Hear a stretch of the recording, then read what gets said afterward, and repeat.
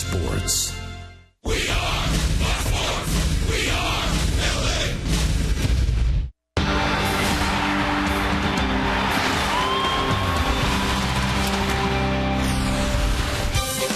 It's time for Dodger Baseball. Live from Dodger Stadium, Prime Ticket presents the Dodgers as they take on the Arizona Diamondbacks. Hi, everybody, and a very pleasant Monday evening to you, wherever you may be. Dodgers in Arizona, game one of the three-game series. Despite the fact the Dodgers are 11 games in front of Arizona, they limp home, having lost 4 in a row on the road, longest losing streak since the first 10 days of May, when they lost 8 in a row. And they come home not to any great relief, because Arizona, despite being 11 back, have played them very hard. First of all, Arizona has won 7 of the 12 meetings. But even more importantly, Arizona has beaten the Dodgers 5 of the 6 times here at Dodger Stadium. Tonight, Ricky Nolasco goes to the mound with a record of 7-1 as a Dodger. If he wins number 8, it would mean the most wins by a Dodger acquisition during the season since Bert Hooton won 18 way back in 1975. On the mound for Arizona, it's Randall Delgado, a record of 4-5, but he's been absolutely brilliant in his last 3 outings against the Western Division. So those are the numbers. Stay tuned. We'll have the ball game and a whole lot more coming up right after this.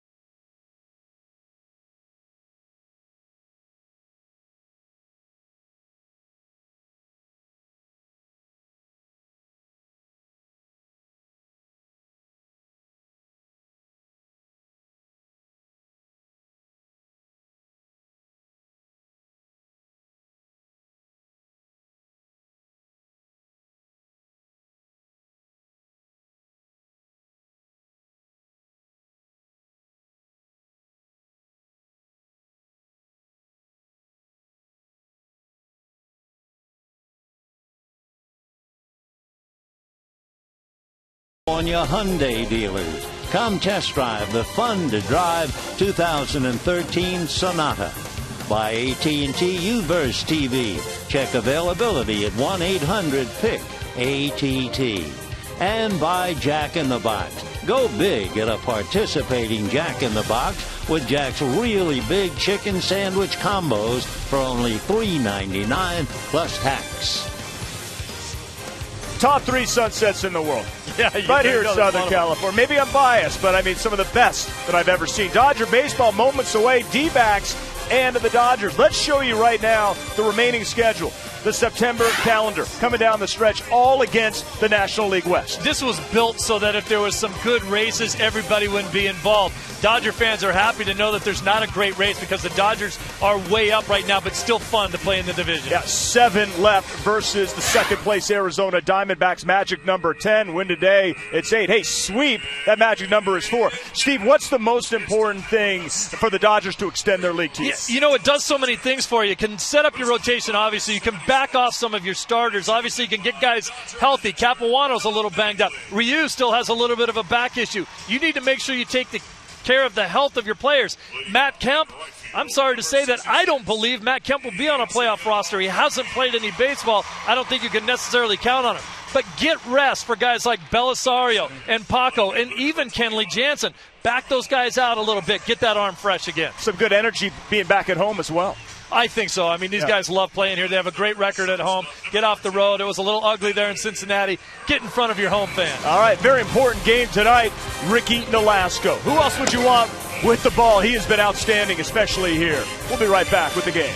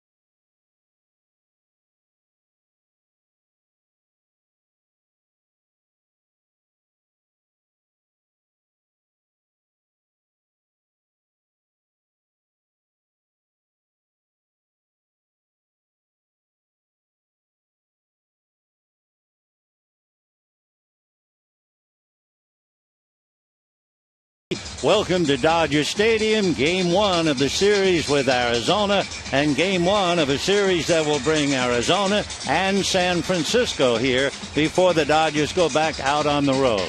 9 is the number that means baseball, 9 men on the field. However, the magic number right now is 10. Any combination of Dodger victories and or Arizona defeats that add up to 10, and the race will be over. So to simplify, should the Dodgers win tonight, the number would then be reduced to 8. Let's take a look at Kirk Gibson's lineup, trying to prevent that from happening. Adam Eaton leads off in center field. Aaron Hill at second base. Paul Goldschmidt at first. Eric Chavez at third. Martin Prado in left field, Miguel Montero the catcher, Gerardo Parra in right field. Then you have Didi Gregorius, the shortstop, Randall Delgado, the pitcher. On the mound for the Dodgers, Ricky Nolasco, 7-1 as a Dodger, 2-0 this year against Arizona, 7-2 in his career. And the first man to face him is Adam Eaton, the 5'8" outfielder who takes off the plate, ball one. Adam Eaton has had to fight the big boys all his career, and he's done very well. He's not only made it to the big leagues, he acts like he belongs. He is a high pop fly into shallow left field, and Carl Crawford is there to take care of it. So that will do it for Adam Eaton on a fly ball to left field, and we have one away. Let's take a look at the Dodgers defensively. Gonzalez and Ellis, Ramirez, Uribe, Crawford, Ethier, and Puig. Fedorovich behind the plate for a tired A.J. Ellis, and Ricky Nolasco on the mound. Beautiful evening and relief for everybody. 67 degrees at the start of the game. And the first pitch to Aaron Hill is off the plate. 1 ball and no strikes. Aaron Hill batting .293, 9 home runs, 36 RBIs, has hit for the cycle twice. And the right hand hitting second baseman shatters his bat. Hits a one-hopper to Hanley Ramirez, who throws him out. So 2 down here in the first inning. The meat part of the bat stuck in the ground and removed. And now with 2 out, the great Paul Goldschmidt coming up, and he certainly deserves to be described as great. He means so much to Arizona. And to give you an idea of what he has done, he's the first player in the National League this year to reach 100 RBIs. He has 107. He has 8 home runs this season that he has hit either in the 8th inning or later. That's either tied the score or put the Diamondbacks out in front. So he's a remarkable young player who wears out the Dodgers, by the way. Hitting .365 against the Dodgers with 4 home runs, 14 RBIs. Swings, doesn't get it, and the big man in a hole now. No balls and 2 strikes. At Dodger Stadium, he has a half a dozen home runs, 16 RBIs in his career, batting .348. So the big right-hand batter at 6'3" waits. Nolasco works, slider down and away, and the count 1-2. Ricky Nolasco, coming to the Dodgers, has been a remarkable find. He is 7-1 since he put on the Dodger uniform.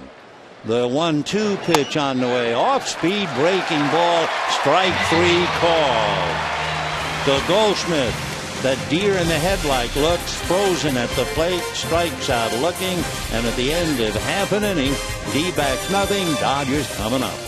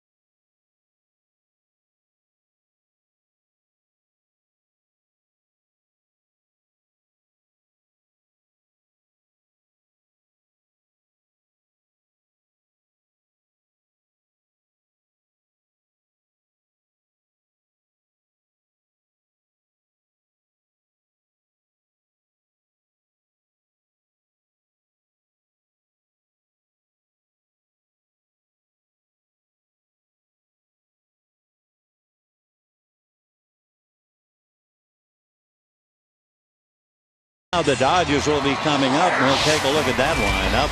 Yasiel Puig opens up in right field with Carl Crawford in left. Hanley Ramirez, the shortstop. Adrian Gonzalez at first base. Then you have Andre Ethier in center. Juan Uribe at third. Mark Ellis at second. Tim Fedorovich behind the plate. Ricky Nolasco on the mound. On the mound for Arizona, Randall Delgado from Panama. A right-hander with a record of 4-5, formerly with the Braves. Right-hander's first pitch to Puig, a towering foul ball off to the right out of play, and the count 0-1. Perhaps the most important note about Randall Delgado, in his 15 starts, his earned run average in the first inning is almost 8. The strike one pitch is low and away, 1-1, after the first inning. Then his earned run average is 2.7. So he has to get by the first inning. The 1-1 pitch on the way, swung on and missed. 1-2 the count to Puig. Yasiel hitting .344 as he stands at the plate. On the road trip, 3 for 15, so he hit only 200. He did score 4 runs. Takes the next pitch a little high, and the count 2-2. One thing about Puig, he might have struggled on the road, but he has to be happy to be home. He's hitting .389 here at Dodger Stadium. Swings, hits a wobbler back, knocked down by Delgado, who throws, and it gets away at first base from Goldschmidt. And there goes Puig into second. He's going to go to third and make it head first.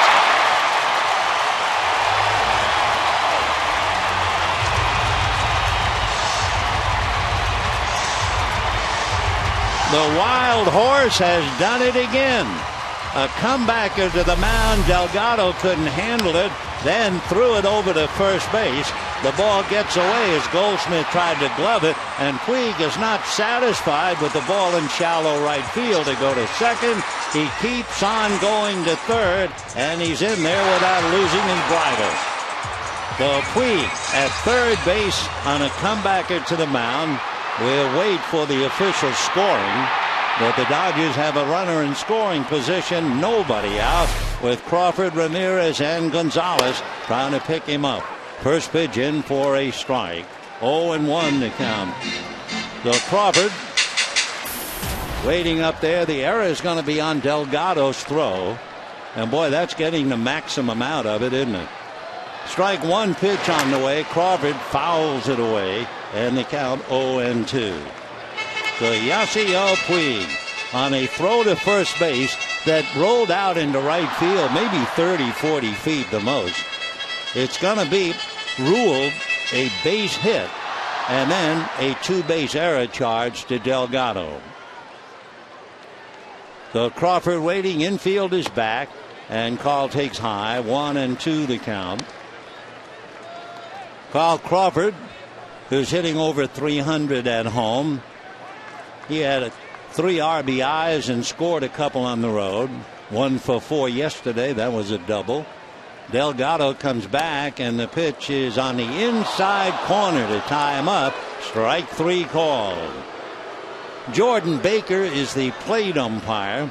Jordan Baker is a minor league call-up umpire, and we're happy to have him. He lives in Oklahoma. He's been an umpire in the minor leagues since 2005. So he rings up Crawford, 1 out, and the batter is Hanley Ramirez. So the Dodgers trying to put a run on the board against a fella who is accustomed to giving up a run in the first inning. And here is Hanley Ramirez. Ramirez hitting .339, 17 home runs, 53 runs batted in. Here comes Delgado's pitch, waved at and missed, and the count 0-1. Off speed compared to those 102-mile-an-hour fastballs he saw from Aroldis Chapman. So Ramirez with Puig at third, and Yasiel looking as he stands in foul ground, walking down the line. Delgado looks, delivers, and it's fouled away. So all of a sudden Ramirez in a hole now. 0-2. He was 2 for 4 last night in Cincinnati. He's hitting 4 straight, and within the division Hanley's hitting .357. Ramirez hitting very well at home, batting .330 here during the year. The infield is up again now with an 0-2 count. Delgado peers in. Now the right-hander straightens up. The strike 2 pitch on the way. Randall, a look at Puig, delivers, high pop fly back at first. Goldschmidt angling into foul ground, makes the catch. Puig bluffs and draws the throw, which is all he could do. So the Dodgers struggling on the road, 1-run games and losing them. Now here they are in the first inning with a runner at third and nobody out. And 2 outs later, the runner is still at third. It's Adrian Gonzalez now they look to pick up the run. Adrian hitting .291, 19 home runs, 87 RBIs. So he's getting close. He's had 99 or more each of the last 6 years. So Adrian Gonzalez, 1 for 4 last night. He's had 22 home runs in his career against the Diamondbacks. Delgado is set, looks at Puig, works the plate, and the breaking ball misses, ball 1. With that runner at third, as we always do, we check. Delgado has 3 wild pitches. So the Dodgers got a big break, and now Delgado's trying to turn it inside out. 1 ball and no strikes to Adrian Gonzalez. Delgado deals. This one is low and inside. 2-0 the count. Delgado was signed by the Braves when he was only 16 years old. He has given up 8 home runs since the All-Star game. He's allowed 4 home runs in the first inning. He's ready now, and the 2-0 pitch on the way. Randall delivers in the dirt, squirts away, but not far enough for Puig. Over to pick it up, Miguel Montero. So we talked about the fact he has 3 wild pitches. Montero not only saved him a 4th, but he also saved a run.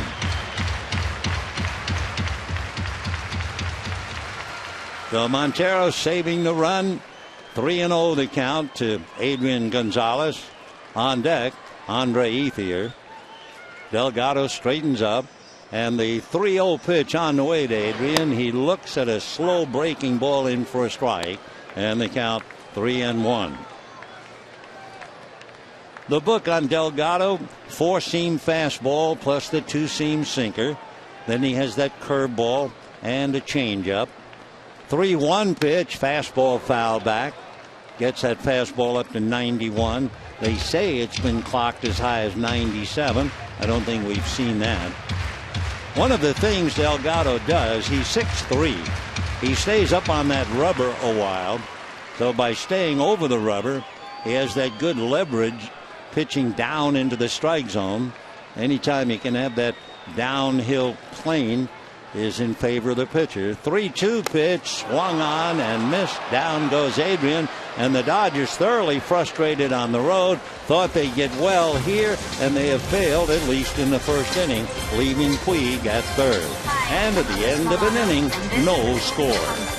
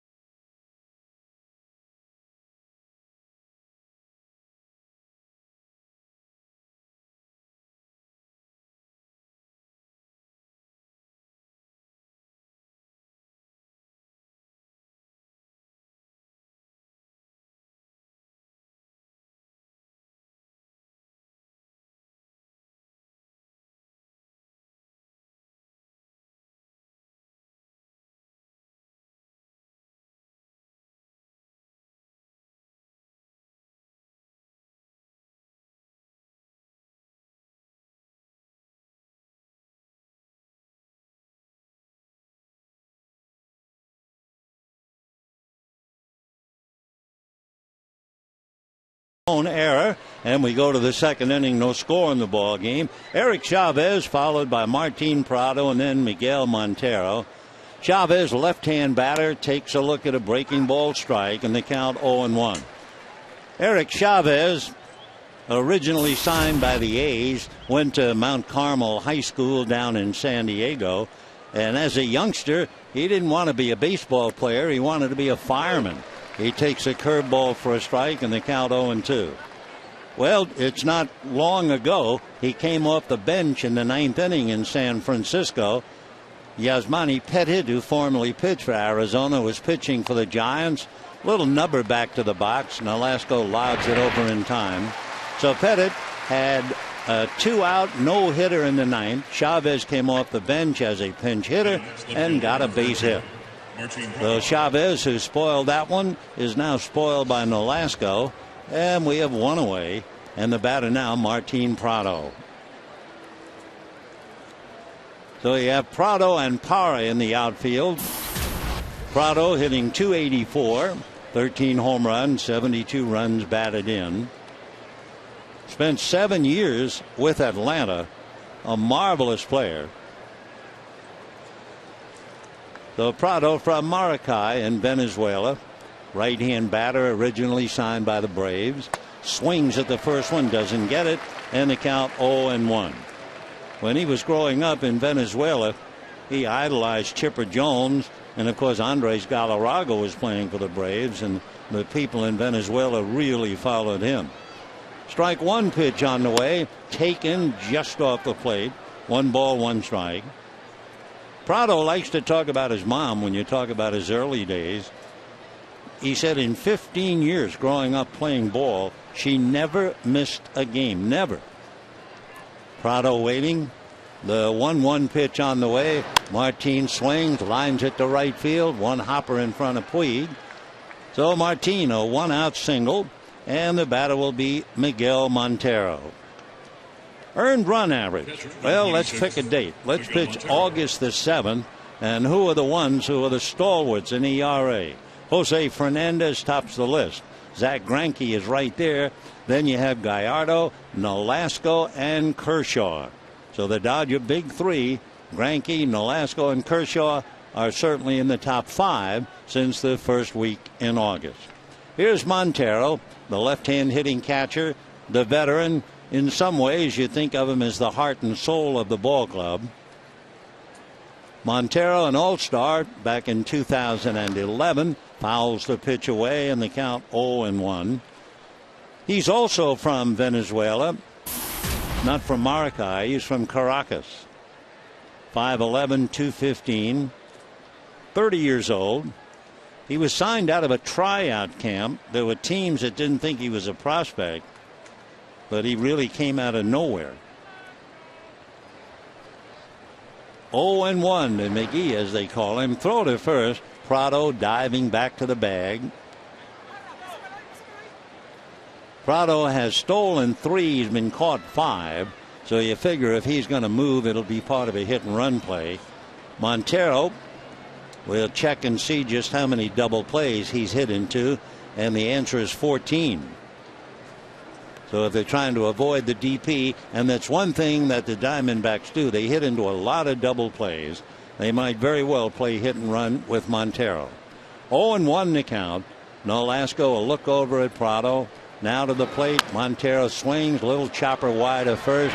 Adrian goes down to short for the force play, and that'll be that. So Prado is erased, and with 2 down, the batter will be Gerardo Parra. So 3-6 if you're scoring. 2 out, second inning, no score. And Gerardo Parra coming up. It would seem, without any stats or anything else in front of it, that every time the Dodgers and Arizona get together, Gerardo Parra is very much involved. He has 34 doubles this year, hitting .268, 10 home runs, 41 runs batted in. One of the 3 Gold Gloves in Arizona history. You have Orlando Hudson, then you have Steve Finley, and then you have Gerardo Parra way out in front on a breaking ball.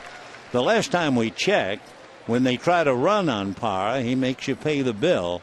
He had 8 outfield assists, which put him atop the heap, but that's a while ago since we've seen him. And he, too, is from Venezuela.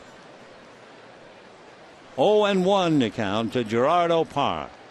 Nolasco ready. Ricky deals. Breaking ball fouled off. Boy, did that have a late break. And Parra fouled it into his own leg. So he's trying to walk it off. 0-2. So Parra not quite ready to get back in. Nicky Nolasco, who has done so well. We mentioned earlier, Nolasco is trying to win his 8th game as a Dodger. That's a lot of games for an acquisition. And the last acquiring Dodger pitcher was Bert Hooton, who won 18 games in 1975. 0-2 the count to Parra, who asks for time, and it's granted. No balls, 2 strikes. 2 outs, second inning, no score. Parra under a 1-year deal. He signed it in February of this year. Strike 2 pitch off the plate, 1-2. Back in his earlier days, 2007, 2008, he was working his way up through the minor leagues. Arizona scouts felt he was the best pure hitter in the organization. Here's the 1-2 pitch coming up. Parra, the left-hand hitter, rolls it foul. In his years, last year he hit 273. The year before he hit 292, and his first year he hit 261. Doesn't have a lot of power. He had 8 home runs 2 years ago, but he's gotten it up to 10 this year. 1 ball and 2 strikes the count. A look over at Montero. He doesn't figure to run. Ground ball to Ramirez. He can just feed it quickly to Ellis, and that'll be that. No runs, 1 hit, a man left, and we have an inning and a half in the books. No score.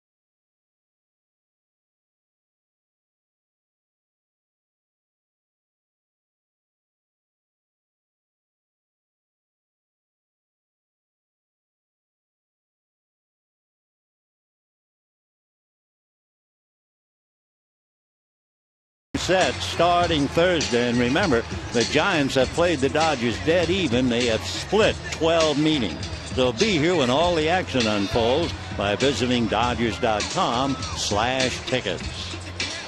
Talking about the Dodgers and Giants splitting 12, a reminder, Arizona has beaten the Dodgers 7 out of 12 and 5 of 6 here at Dodger Stadium. So Andre Ethier, followed by Juan Uribe, and then Mark Ellis.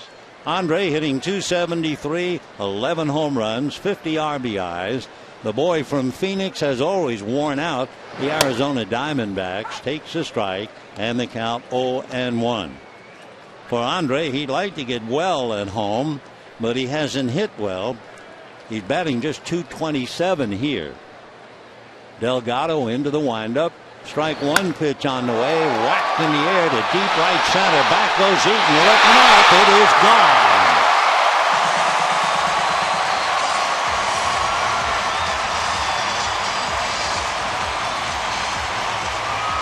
Andre Ethier unloads his 12th home run of the year. 51 runs batted in. He continues to punish the Arizona Diamondbacks, and he gives the Dodgers a 1-0 lead. For Randall Delgado, that home run allowed, that would be the 17th home run that he's given up this year.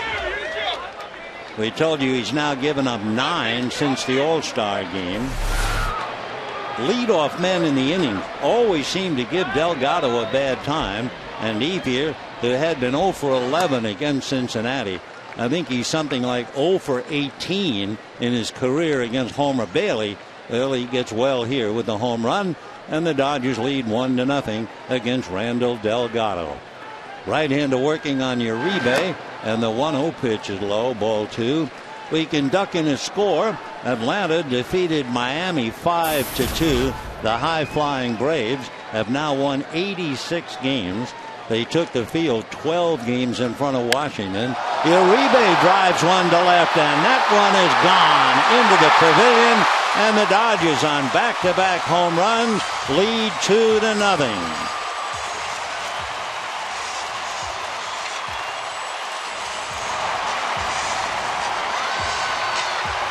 So Juan Uribe drives it out. For Uribe, his 8th home run, 41 runs batted in.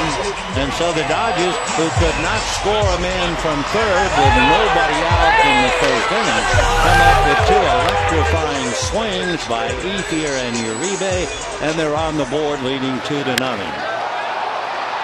So Uribe follows Ethier, reaching the pavilion, and now the batter is Mark Ellis, and he takes a strike, and the count 0-1. So 5s all around. Hanley Ramirez having fun with Uribe, who's pretty much of the whipping boy. Whether he does well or otherwise, they're still all over him. The next pitch to Ellis works off the plate, and the count 1-1 strike. A low fastball just around the knees, and Uribe sitting on it. For Randall, he just throws his hands in the air as if say, what am I going to do? The next pitch in for a strike, and the count 1-2. Delgado from Las Tablas in Los Santos in Panama. And Uribe, first home run since the 17th of August. The 1-2 pitch, a bounced curveball, and the count 2-2. Delgado, a very intelligent, hard-working, well-mannered young man out of Panama. They said he learned English so he could communicate with all of his teammates. Here's the 2-2 pitch on the way. That's pulled foul, out of play. In January, you may remember, Arizona traded Justin Upton and Chris Johnson to Atlanta. In that deal, they got Martin Prado and Delgado. Here's the 2-2 pitch on the way. Punched on the ground to the right side. On with it easily to make the play is Hill. And we have 1 out here in the second inning. Dodgers leading 2-0 on the home runs. And the batter will be Tim Fedorovich. Catcher, number 18, Tim Fedorovich. Tim Fedorovich giving A.J. Ellis a well-deserved rest. Tim didn't play yesterday. He's hitting .300 in the last 8 games on the road, so his average has perked up to .241 and actually hitting .321 since the All-Star break. So Fedorovich waiting, and the first pitch to Tim in for a strike, and the count 0-1. Fedorovich playing about once a week at home and hitting only .179 here. Tied up, looks and pays a strike for the privilege, and the count 0-2. So Randall Delgado has given up 2 home runs back-to-back to Ethier and Uribe, and the Dodgers lead 2-0. Just as Delgado's ready to pitch, Fedorovich backs out, so time called. 0-2 the count to Fedorovich. Here comes Delgado working a pitch in the dirt. Nice block by Montero, and a new ball put in play. Randall 6'3", 200. 23 years old, so just really starting out. 1-2 pitch on the way, pulled a one-hopper hard at third. Chavez drops, recovers, and then throws wide at first, and Goldschmidt has to come off the bag. The one thing, Fedorovich hit that thing hard, but Chavez normally makes the play and fails this time. The hopper into his glove, and as he turned, he dropped it, picked it up. The hurried throw was down the right field line, and Goldschmidt had to come off the bag. Though we'll assume that'll be an error. It would be the second error charged to Arizona. And the Dodgers now will have Ricky Nolasco at the plate with one out. Chavez in on the grass playing catty corner, now creeping in. Nolasco pulls the bat back, takes a strike, and the count 0-1. Ricky checking now with Tim Wallach. Well, they're going to rule that hard ground ball to third too hot to handle, which is very, very charitable. Well, charity begins at home. So no error, and give Fedorovich a hit. The bunt is down. Good bunt. Montero will make the play easily. And on the sacrifice, Fedorovich goes to second. So that is really a gift to Tim Fedorovich to be given a base hit on a one hopper right in the third baseman's glove. Dodgers parlay the sacrifice. So now Yasiel Puig coming up, trying to pick up yet another run. Puig hit a comebacker that got away from Delgado, and then in his haste, he hurriedly picked up the ball and threw it off the glove of Goldschmidt down into shallow right field. Puig gave everybody a thrill as he went all the way to third. Hard to believe he didn't come up until the 3rd of June, and he leads the league in hits with 110. Delgado ready, delivers, breaking ball away. 1 ball and no strikes. Talking about Delgado in the background, he's been hit very hard on the first 2 pitches. The opposition has 11 home runs on the first pitch, including the 2 tonight. The 1-0 pitch on the way in the dirt. Nice block again by Montero.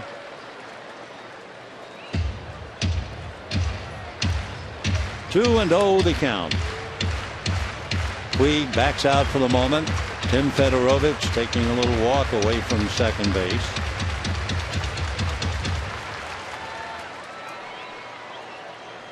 In the first 25 pitches, the opposition has hit over 300 against Delgado.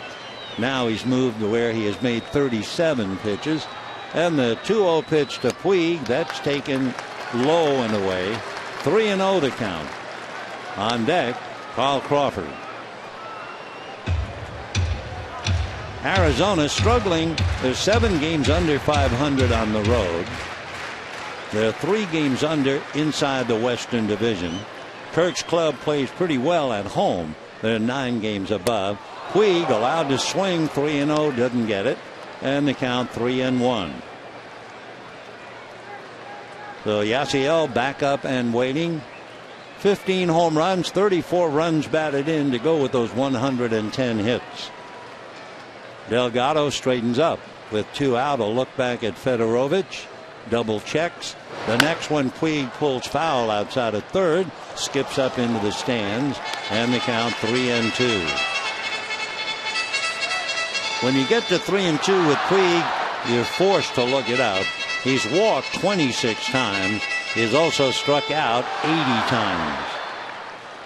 So Yasiel up 3-2 with Crawford on deck. Delgado ready. And the young right-hander looks at second, works the plate, fly ball into right field. Very playable. Power is right there. The crowd looking with their hearts, not in their eyes. So for the Dodgers, back-to-back home runs by Andre Ethier, followed by Juan Uribe. Dodgers lead Fedorovich, but they lead 2-0.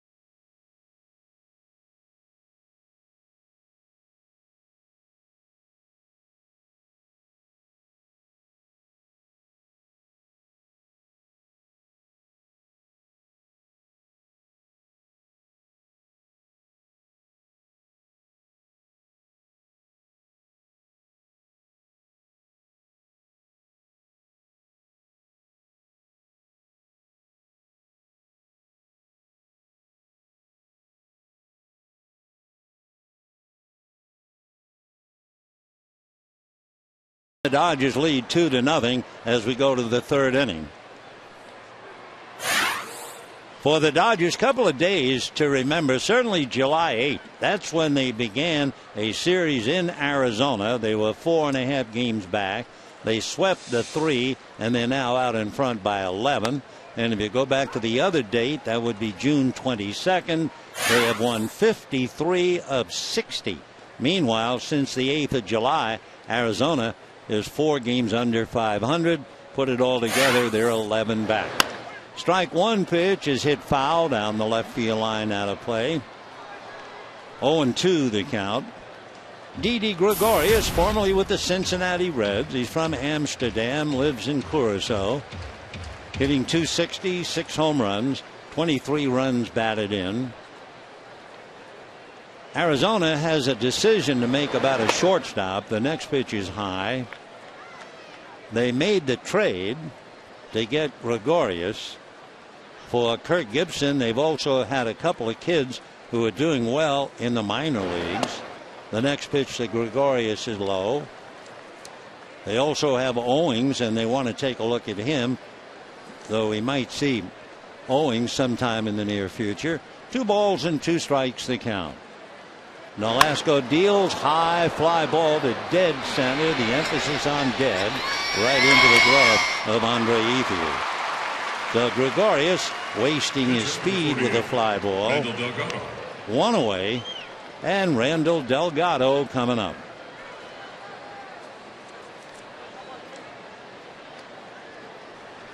Delgado, coming off last year when he was with Atlanta, did not handle the bat very well. This year, however, he not only has 5 hits, he has 4 sacrifices.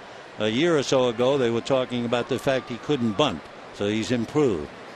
Right-hander has a look at a strike, and the count 0-1. 1 out, top of the third. Dodgers lead 2-0. Nolasco ready, and Ricky's strike one pitch waved at and missed. Slider down and away.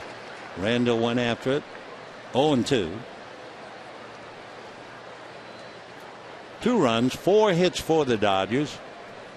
No runs, 1 hit for Arizona. The next pitch is swung on and missed. That takes care of Delgado. That would be the second strikeout for Ricky Nolasco. And the batter now will be Adam Eaton. Eaton fly to left, his first at bat.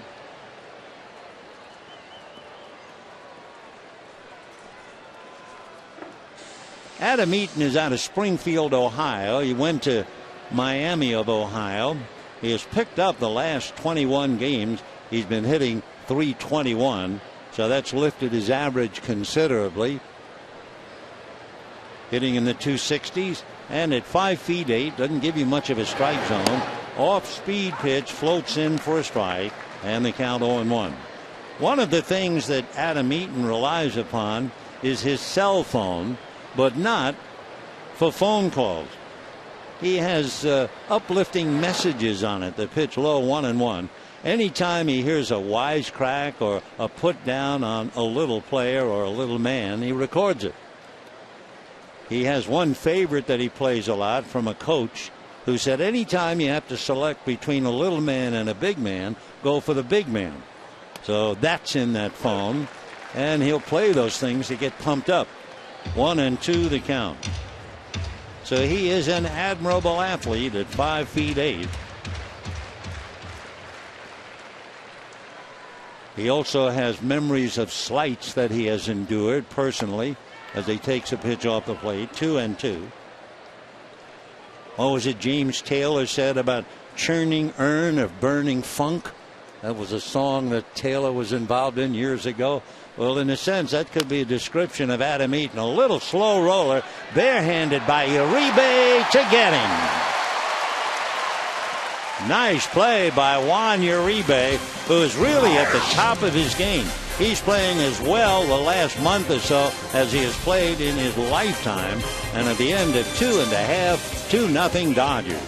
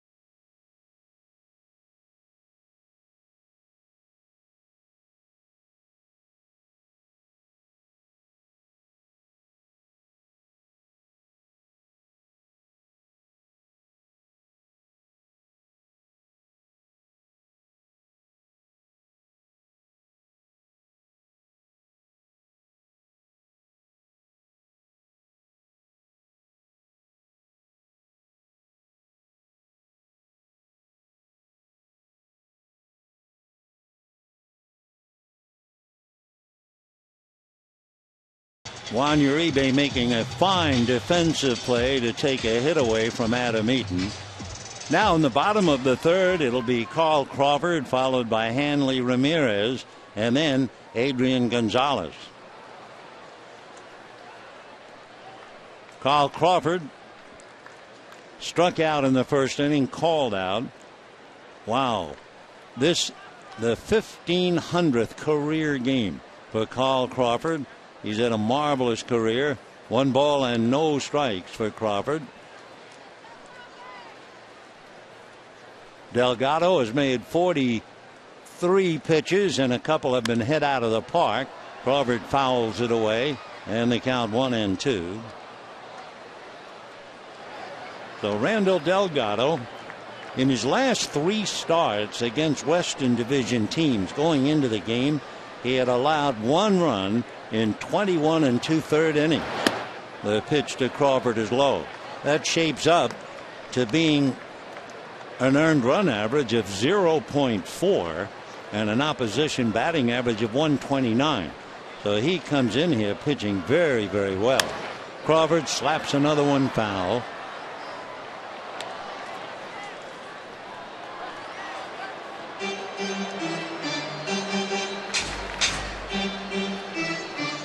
Two balls and 2 strikes. Waiting on deck, Hanley Ramirez. Crawford, Ramirez, and Gonzalez thoroughly frustrated in the first inning. The pitch reached for, hit to short. Up with it is Gregorius. And did he pull him off the bag? No. Toe dance by Goldschmidt, but it was very, very close. 1 away. A reminder, don't miss any of the action at Dodger Stadium next season. Become a 2014 season ticket holder. Place a deposit at Dodgers.com/season tickets. 1 out in the third inning, and the batter Hanley Ramirez, who fouled out to Paul Goldschmidt in the first inning. Hanley, who said earlier he's feeling as well as the year he won the batting title, takes the first pitch low, ball 1, 1-0.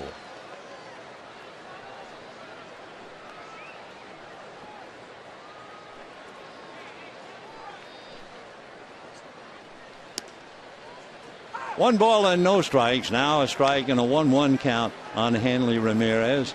On deck, Adrian Gonzalez.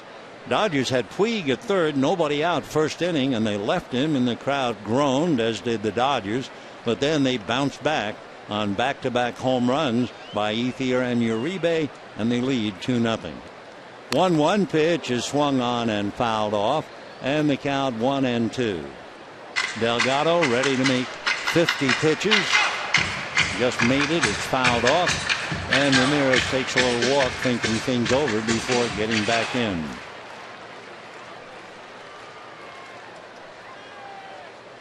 Dodgers leading 2-0. The 1-2 pitch on the way is swung on and whacked down the left field line into the corner for a base hit.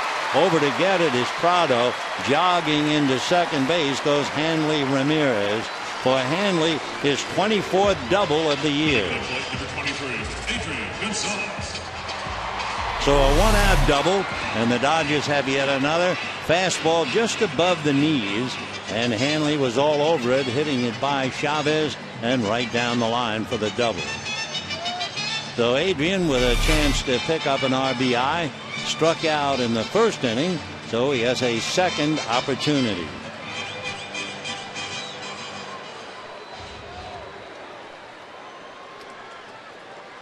Dodgers 2, Arizona 0. Game 1 of a 3-game series. Delgado ready and delivers, in the pitch low, another block. Montero doing a very good job handling pitches in the dirt. Saved a wild pitch and a run in the first inning. 1 ball and no strikes. Dodgers trying to snap a 4-game losing streak at the expense of a team that has beaten them 5 out of 6 here on their home ground. The off-speed pitch finds the zone for a strike, and the count 1-1. Adrian, 87 runs batted in, his second chance for a ribby. Hanley Ramirez hounded by Gregorius, the shortstop, directly behind him. And the 1-1 pitch. Delgado not quite ready. Still not ready. Now delivers, and it's fouled away. 1-2 the count.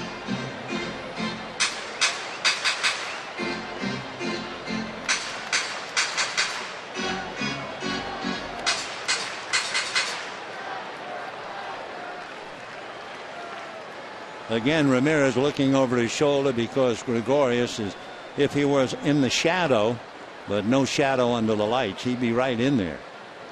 The 1-2 pitch is swung on, a high drive into deep left center field. It's the third Dodger home run. Adrian Gonzalez, and the Dodgers lead 4-0.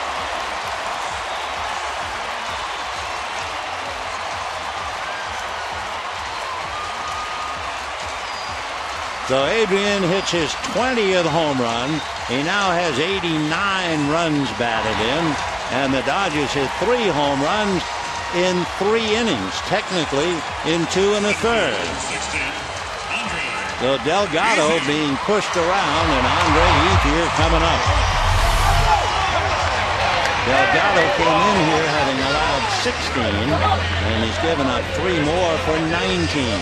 Adrian knew it as he muscled it into the bleachers in left center. Some guy's trying to make a backhanded catch going down the stairs. I trust he's okay. He disappeared out of sight.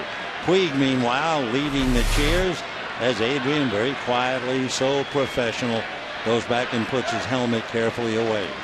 You never can tell with Adrian whether he struck out or hit a home run. Of course, look at that record. 7 years now where 20 or more home runs. His biggest year with home runs, 40. So it's 4-0 Dodgers. Andre Ethier waiting, and the 1-0 pitch, ground ball to Aaron Hill. That should be the second out. A reminder, we began the night talking about it, the dreaded magic number. Any combination of Dodger victories and or Arizona defeats, that adds up to 10, and the Dodgers clinch. So if the Dodgers win it tonight, the number would then be reduced to 8. And the boys know it, and they're eager to get there. So Ethier grounds out for the second out. Juan Uribe coming up, and you can just imagine what it's doing to the gut of Kirk Gibson. Pitch bounced in the third, ball 1, 1-0 the count. 4 runs, 6 hits for the Dodgers, no runs, 1 hit for Arizona. The 1-0 pitch on the way swung on and missed, 1-1 the count.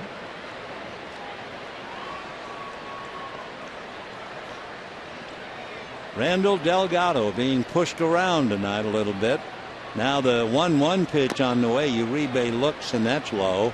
2-1 the count. Dodgers trying to win only their second of 7 meetings with Arizona here at Dodger Stadium. 2-1 pitch, fastball whacked down the line, but foul, and the count 2-2. Fastball was not particularly fast. It came up at 86. So Uribe a little bit out in front of it. 2-2. Delgado working from the first base side of the rubber. Randall into his windup. 2-2 pitch is down and away. Ball 3. He's been in the dirt quite a bit, trying to keep the ball down, but it hasn't helped him with 3 home runs allowed. Waiting on deck, Mark Ellis. The 3-2 pitch on the way to Uribe is a half swing foul. Didn't really go after it. It was one of those, I have 2 strikes on me and I can't afford to take that pitch somewhere near the outside corner. So Uribe still alive up there. 3-2 the count. Delgado, young right-hander at 23, comes back, and it is swung on, fouled away, and Uribe is still there. 8 home runs, 41 runs batted in. Of course, 8 home runs, nice. But when the Dodgers first got Uribe, they were thinking of his last year with the Giants when he hit 24. Here's the 3-2 pitch. Swung on. A high fly ball to left field. Back goes Prado. It is gone. Uribe has hit another. The Dodgers have homered 4 times and lead 5-0. And watch the Dodger dugout when Uribe comes back in there. Look out now, Juan. First he's met by Hanley Ramirez, then high fives from Fedorovich, then the rest of the club start beating him on the helmet. Yeah, he is the whipping boy, only he's delighted with the punches up to a point.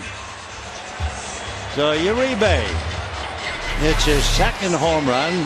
Dodgers shocking Arizona, not to mention what it's doing to young Randall Delgado.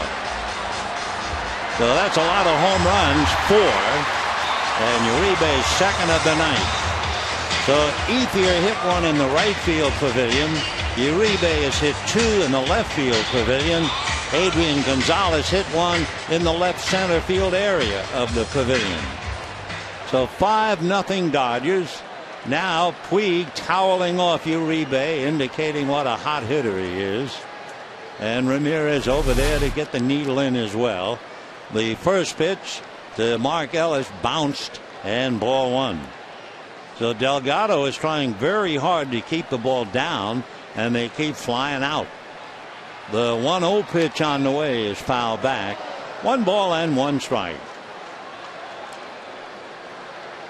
Well, maybe it's the fact that the first ball was thrown out tonight by Sean Green. But the Dodgers in a hit mode, and they've all rolled up in Delgado. The next pitch is low. 2-1 the count. It would appear the Arizona bullpen, they are just beginning to get somebody up down there. And it's a right-hander. We'll check him out. 2-1 the count. In the dirt again is Delgado. 3-1. Matt Langwell, new name to us, beginning to warm up in the Arizona bullpen. No doubt brought up September 1. 3-1 the count. Delgado ready in the 3-1 pitch. Mark Ellis takes low, ball 4. So far tonight, in 2 2/3 innings, the Dodgers have 4 home runs, a double and 2 singles, and that's taken the air out of the balloon as far as Arizona is concerned. Charles Nagy on the phone to the bullpen. Alan Trammell a couple of feet away from Kirk Gibson. And Juan Uribe, first time with 4 home runs at home since 2010 in August here against the Reds. Nagy now has apparently been told that Langwell is ready. So Kirk Gibson slowly making his way to the mound, and I assume, Delgado will make an even slower walk back to the dugout. So the Dodgers rip him for 5, but they also have Ellis's responsibility at first base. And we'll be back.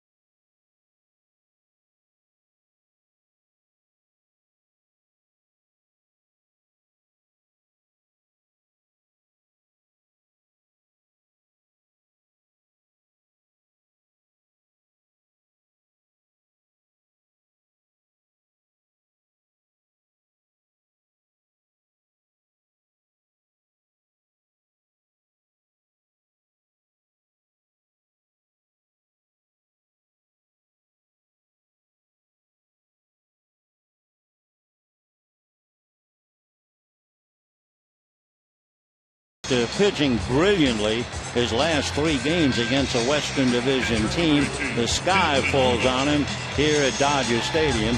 2 2/3 innings, and he gives up 7 hits, 4 home runs, 5 earned runs. He had allowed 4 tonight, so his home run count has really jumped up.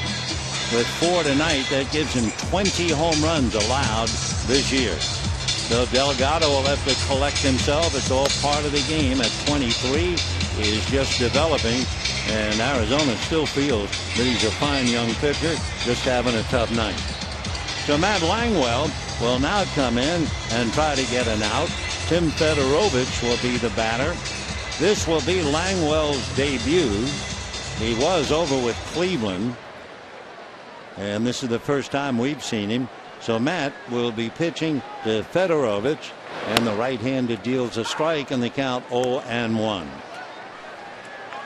Fedorovich hit a one-hopper hard in the glove, out of Chavez's glove. He recovered, still had a chance, threw the ball wild at first, and they gave Fedorovich a base hit. So Tim very grateful for that. In looking back over the books, we find that Juan Uribe, this would be his 10th career multi-home run game, his first as a Dodger. And what made it interesting, a little different, with both home runs, he worked deep in the count. The first was a 2-0 pitch, the second 3-2. The strike 2 pitch is in there, strike 3. So Langwell does well, strikes out Fedorovich, and the Dodgers wind up with a 3-run inning, 2 home runs. First by Adrian Gonzalez into the bleachers in left center, and then the other one by Juan Uribe, just clearing the wall, and the Dodgers lead 5-0.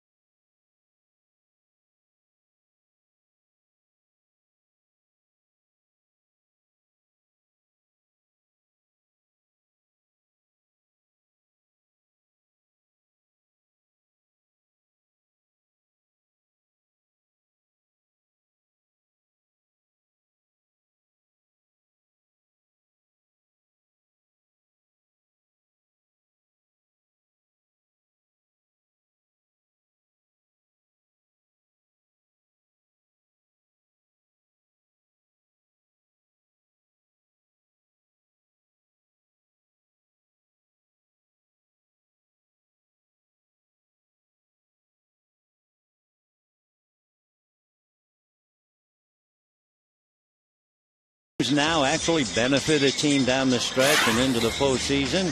Well, hashtag benefit yes or benefit no. Tune in. We'll give you the results later on. Is there something extra besides losing? Well, Juan Uribe is determined on winning, the 10th multi-home run hit. And, of course, for Adrian, keeps it alive. 7 years now, 20 or more home runs, as he hits a home run tonight to give him 20. He also has 89 runs batted in. Aaron Hill, Paul Goldschmidt, Eric Chavez, and Ricky Nolasco working, leading 5-0. The count runs now 1 ball, 1 strike. Aaron Hill, a very, very good hitter, grounded out. They lost him for a while to injury. Line drive foul.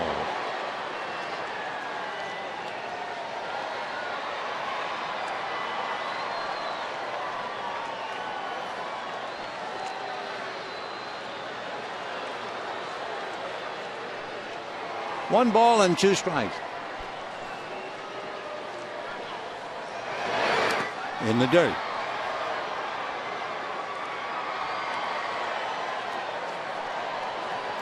Aaron Hill from Visalia, although he lives over in Scottsdale now. Went to school at LSU. Growing up in Visalia, he went to a lot of Visalia Oaks baseball games. As a little kid, he loved to go to those games. Now, of course, big league player, robbed of a hit by Uribe. 1 away. First baseman, number 44, Paul Goldschmidt. The line drive taken away. And the batter now, Paul Goldschmidt.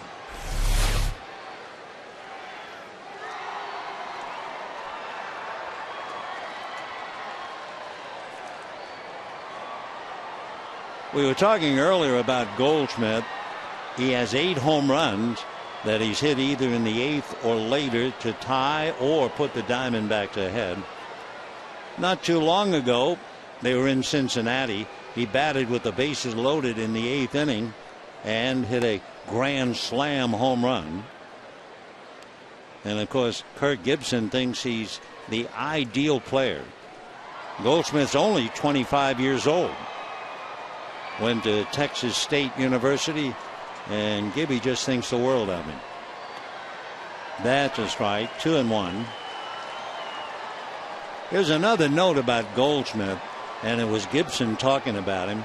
Said we played a 15-inning game and we won, and it was real late by the time we got back in the clubhouse.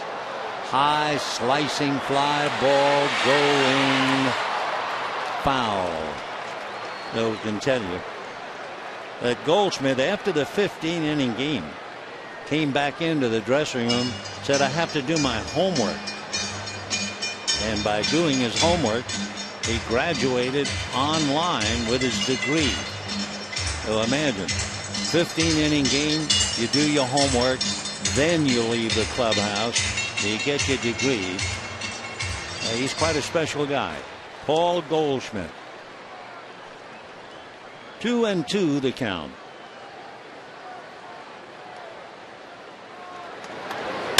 And a high playable fly ball, Ethier. 2 down in the 4th inning. Eric Chavez coming up. Third baseman, number 12, Eric Chavez. Diamondbacks have 1 hit, single to right by Martin Prado back in the 2nd inning. Chavez grinning over something that Fedorovich said.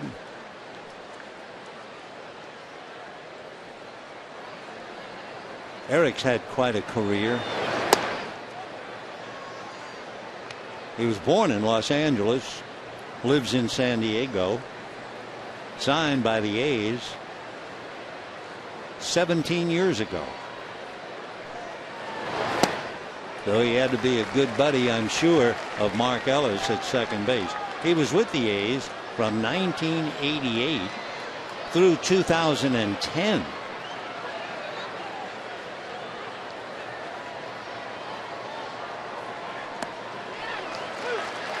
One and 2. After leaving the A's, he spent 2 years with the Yankees. Eric Chavez got some years. He'll be 36 in December. Bad ball, waved at and missed. That's that. So 1, 2, 3, down go the D-backs, and at the end, a 3.5, 5-0 Dodgers.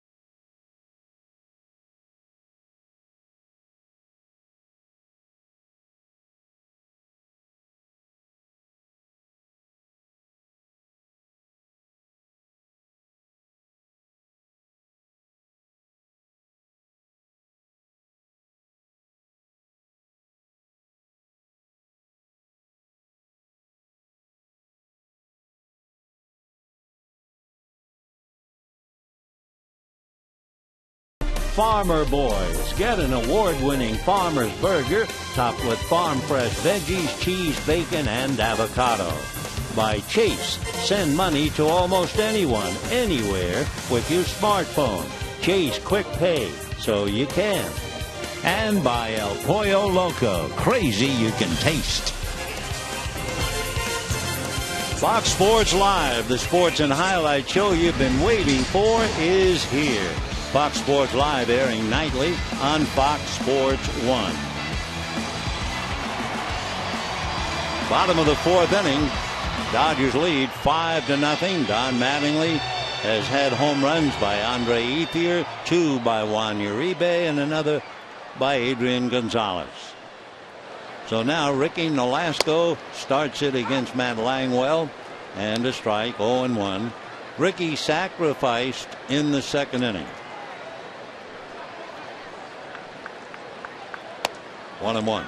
Matt Langwell, who had been with Cleveland, just joined Arizona. He's a Texan out of Bryan, Texas, the home of Texas A&M. 1-1 pitch is swung on and missed. He didn't go to be an Aggie, however, and graduated from Rice. Arizona sent Jason Kubel to the Indians, acquiring Langwell and cash. Signed out of Rice back in 2008. He majored in sports management. Went to A&M Consolidated High School. Basically fastball, sinking fastball, the two-seamer and a changeup. And that'll do it for Nolasco. So Langwell comes in trying to restore order, and he has struck out 2. Right fielder number 66. And now Yasiel Puig.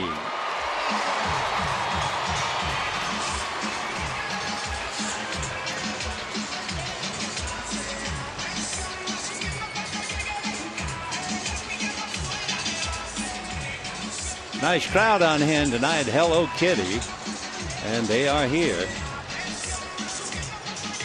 Even little ones wrapped in pink.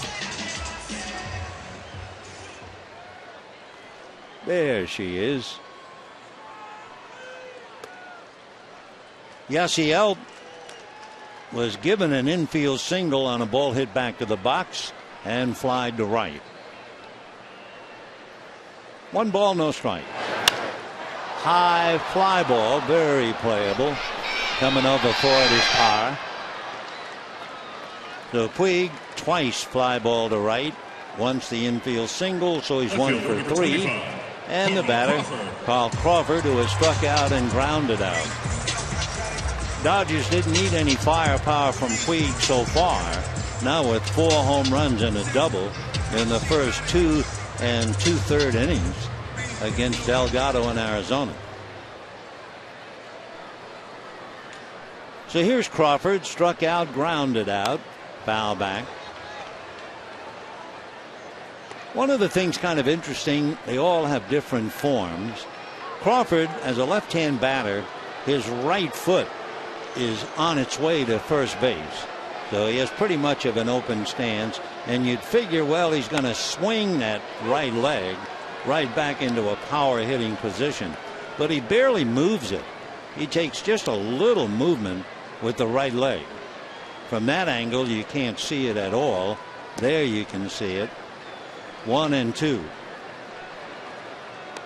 Most of the time you'll see a hitter wide open so that he's looking at the pitcher with both eyes comfortably. But when they're open like that, eventually, as a left-hand hitter, that leg will really swing around, but it doesn't. It stays almost in the same position, and he's going to ground out. So Crawford goes 0 for 3. Dodgers go 1-2-3. Langwell doing well, and at the end of 4, 5-0 Dodgers.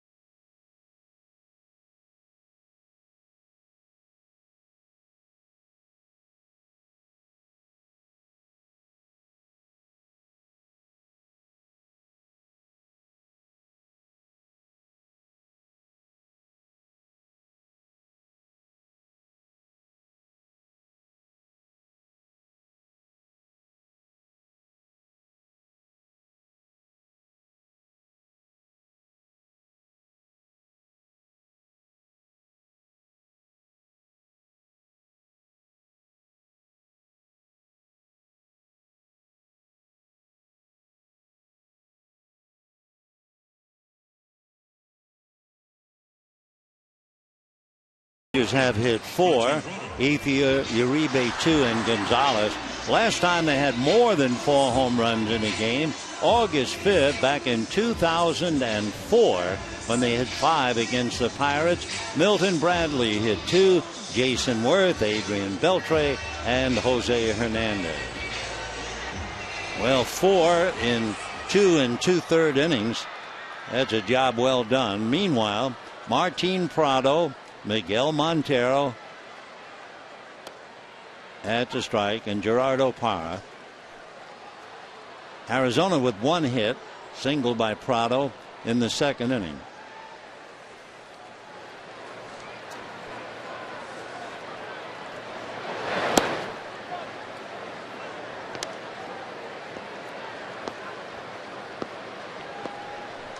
One ball and 1 strike.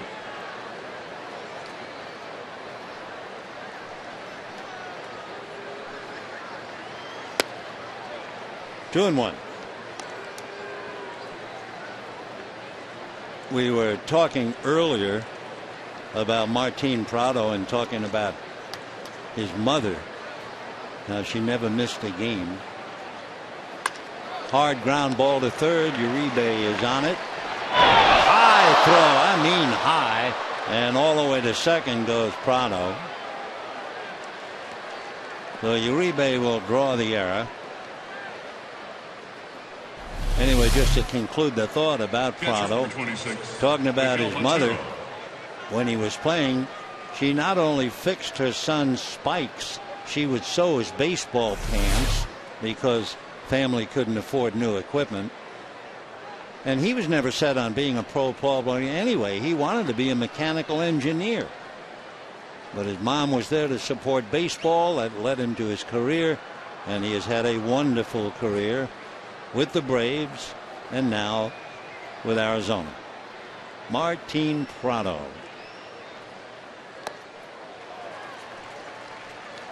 So Uribe draws the error. Arizona now with a runner on, and Montero trying to do something. Well, Uribe's really busy.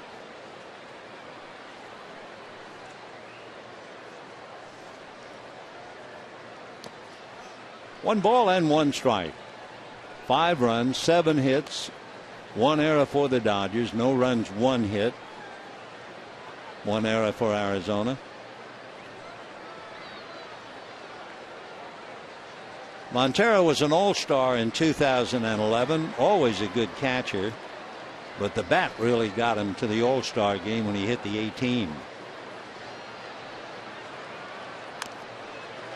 1-2. Montero loves what he does. They're always asking people, especially players, what would you do if you weren't be a ball player? He said, I love being a baseball player. And if I had to do it again, if I were born again, I would love to be a baseball player, and I would love to be a catcher again.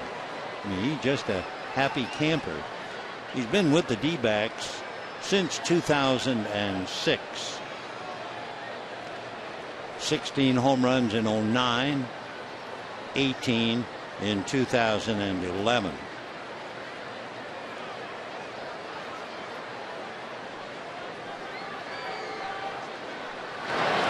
Pulled foul. You hear about the big money that players get when they sign. Miguel Montero, his first contract, $13,000. But for a poor kid from Caracas, Venezuela, that was a ton of money. He's also highly intelligent. He taught himself English. And he said guys would laugh at me because of my accent, but I didn't care. I know my English was getting better and better, and it would help me with those who only spoke English. And 4 years ago, just to show you what kind of a hard worker he is, he won the Good Guy Award over in Arizona. That's given to the player who most fosters a positive relationship with the media. 2-2.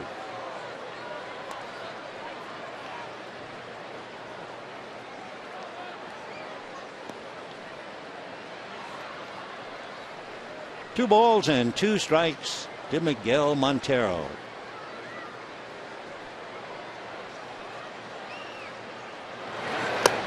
In on the hands, and down he goes.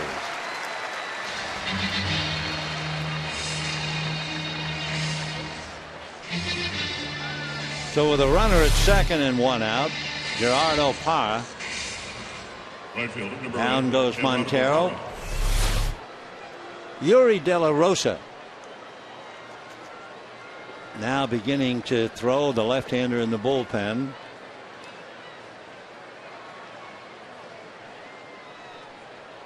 Meanwhile, Gerardo Parra waiting in the plate while La Rosa looks ahead to figure out who he will pitch against when brought in.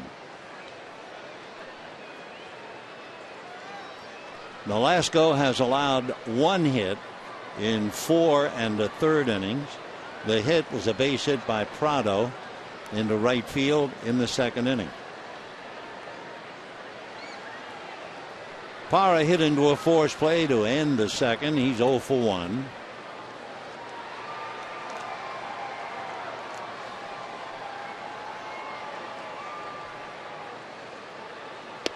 Check swing for a strike. 0-1.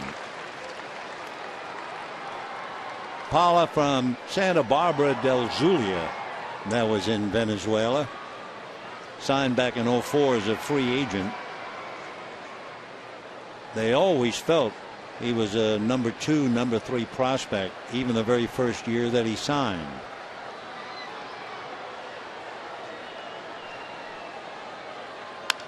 Hit foul down the line. 0-2.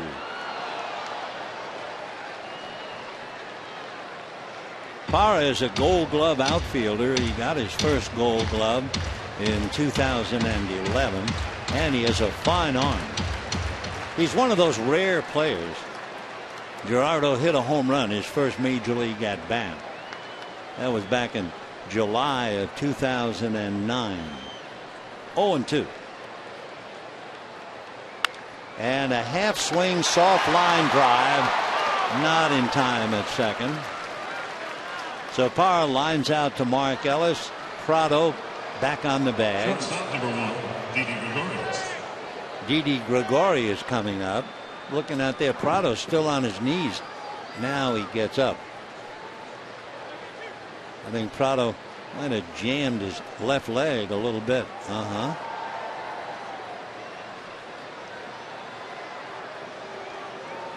So 2 out.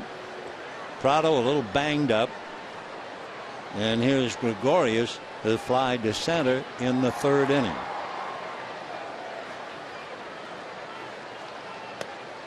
In there for a strike. Will Nieves, backup catcher, right-hand batter, comes out on deck. He'd bat for Langwell. 0-1.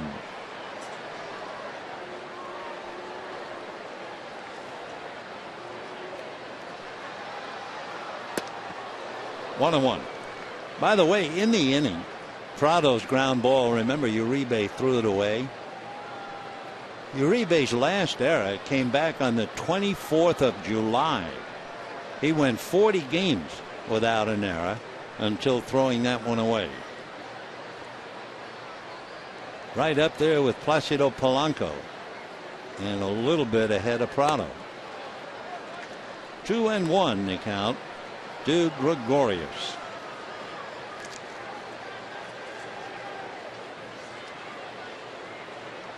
Dodgers saw Billy Hamilton finally after all the stolen bases he accumulated. 2-1. 2-2 to Gregorius. He's another guy who hit his first at bat in the big leagues, hit a home run like Parra, and he did it in his first at bat in Yankee Stadium. He said he had always dreamt of playing there, and he homered there. Foul back. Gregorius, his full name is Marielson Julius Gregorius, better known to the world as Didi. Played basketball, a swimmer, He was on the Curacao national team and started out as a pitcher. 2-2. Ball 3. Why did he start out as a pitcher? Well, I'm sure it happens in the best of families. His father pitched, his brother pitched. So he pitched for a little while, and then they moved him to the infield when he was about 15. He speaks English and Dutch and Spanish and Papiamento.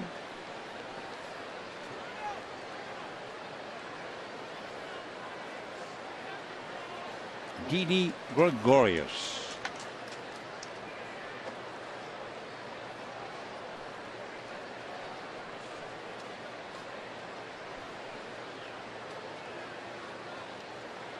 And a drive to right. Puig on his horse reaches up. Can't get it. It's off the wall. Scoring easily is Prado on a line drive double by Didi Gregorius. And I mean, he jumped all over that thing. So a hard line drive double and a run batted in. The run unearned. Prado reached on the error by Uribe. So it is 5-1 in favor of the Dodgers. Pitch hitting for Longwell, number 27, Will Nieves. Will Nieves will now hit for Longwell. Little meeting at the mound. I think among other things they want to go over how they plan to pitch to Nieves. Nieves, good catcher, hitting .306. Home run, 22 runs batted in. Played for a lot of teams. He was originally signed by the Padres and came up with them about 11 years ago. Then he played briefly with the Yankees up and down over a 3-year period. Then he had 3 years with Nashville, then the Brewers, then the Rockies, and the Diamondbacks.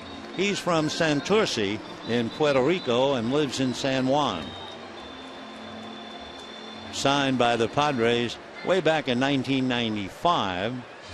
He'll be 36 years old this month, the 25th. So Will Nieves checking in, right-hand batter. He has 1 home run, 22 runs batted in.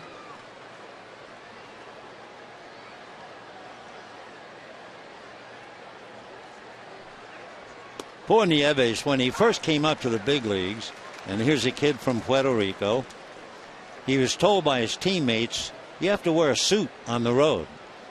So they tell me he went to Nordstrom's and the suits were priced on sale at $700, and he figured, whoops, can't cut that.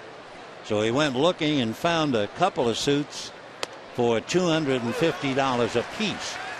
And then when he came back, they told him, no. Travel requirements call for a sports coat. Well, luckily for him, they learned he was a major league rookie. They rolled out the best stuff, and he finally got himself his sports coat and traded back one of the suits. Check swing, 1-2. But he was saying that he had just been called up, and he was still getting minor league money when he had to go out and buy the clothes.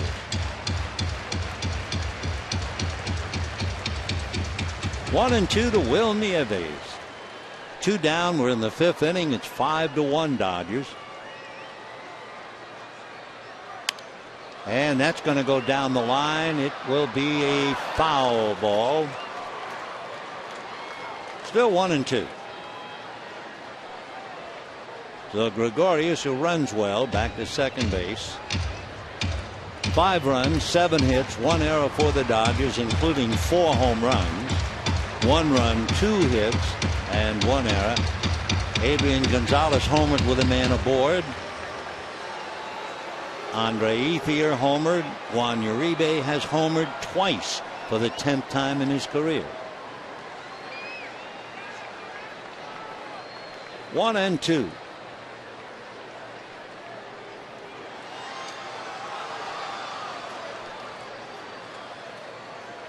Breaking ball got him, and that'll be that. The dreaded slow curveball. So down goes Nieves. Arizona gets a run knocked in by Gregorius, and it's 5-1 Dodgers.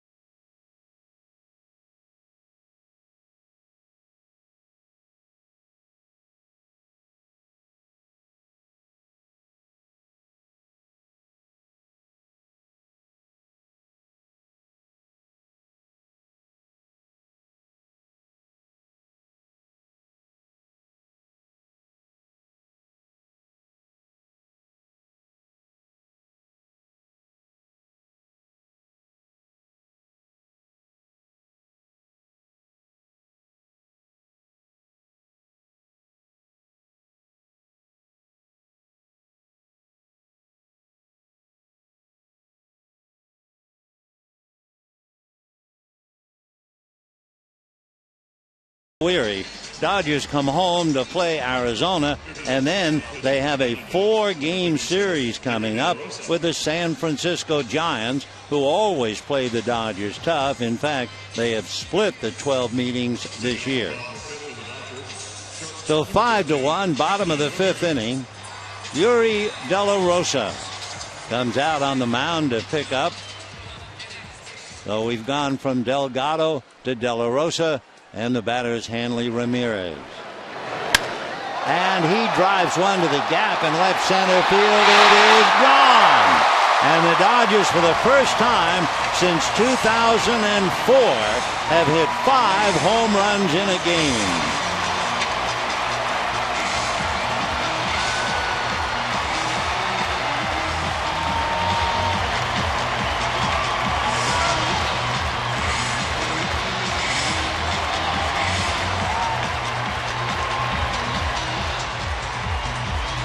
So Hanley Ramirez drives it out, and the Dodgers lead 6-1. He got a hanger right out over the plate, and he certainly knew what to do with it. So the Dodgers add, and now 5 home runs.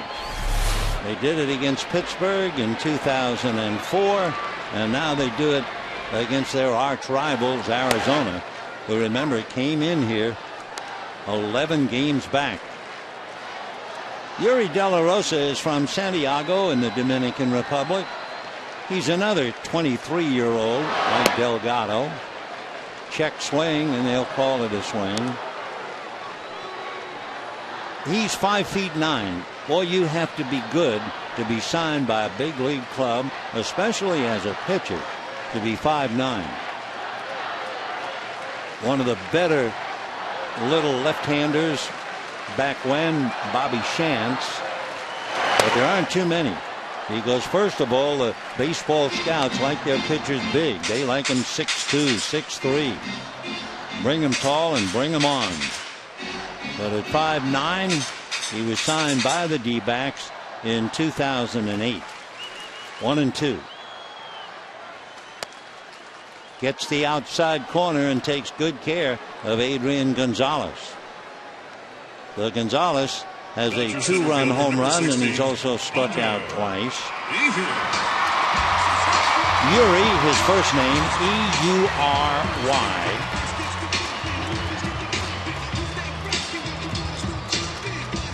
Fastball, slider, curveball, throws a cutter, and he also has a changeup.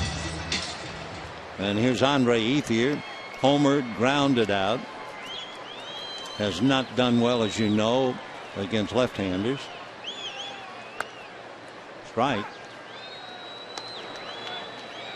Ethier this year hitting .223. 3 of his home runs, 3 of his 12 hit against left-hand pitching. 0-1. Breaking ball hit off the end of the bat. Little fly ball, and at the other end of it is Parra. So 2 down. A frustrated Ethier goes back, and Juan Uribe coming up. The Juan Uribe Marching and Chowder Society having a big night tonight, as Uribe, for the 10th time in his career, has a multi-home run game. The first one against Delgado, and then for good measure, he took another one away. And the Dodgers exulting in his victory, especially Ramirez, who starts the home run dance. So here is Juan with 2 home runs, 2 for 2.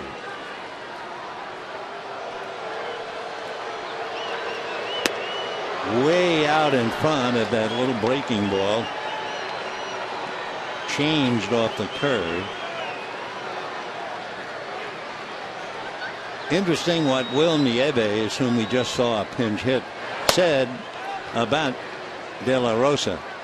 He said he doesn't care if he's 5'9". When he takes the mound, he feels like he's 7 feet tall, and he pitches like it. Not afraid, always positive. And a high fly ball, would you believe it? Juan Uribe has hit 3 home runs tonight. Now what will the club do in the dugout? Oh, Hanley's waiting. He's number 1. 3 home runs for Juan Uribe. And now the fun begins, not from Ellis, but now. First Hanley, then Puig. Puig won't let him go. And then the 5s, and they'll start hitting him on the head. They always do that. And look at Puig. He's as happy as if he hit all the home runs.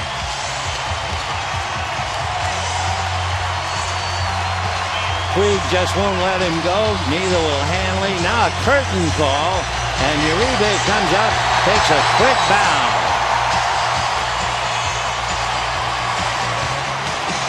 What a night for Juan Uribe. We'll be right back.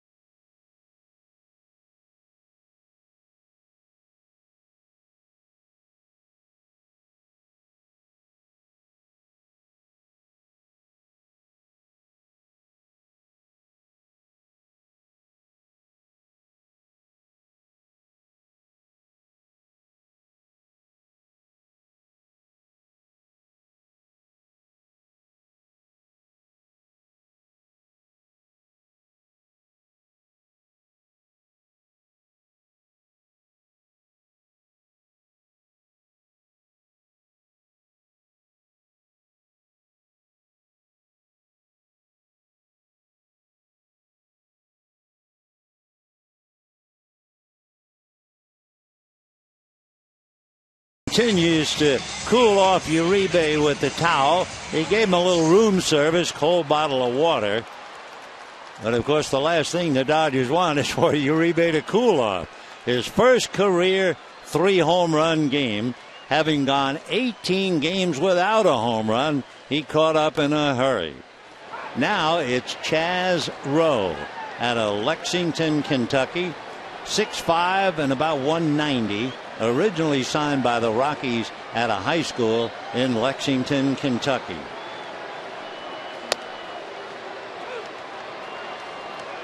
Chaz's father, Donald, played football at the University of Kentucky, but he opted to concentrate on baseball. 0-2. A little roll at a short. Gregorius, plenty of time. And that'll be that. But the Dodgers hit 2 home runs in the game. And at the end of 5, they continue to take care of Uribe. 7-1 Dodgers.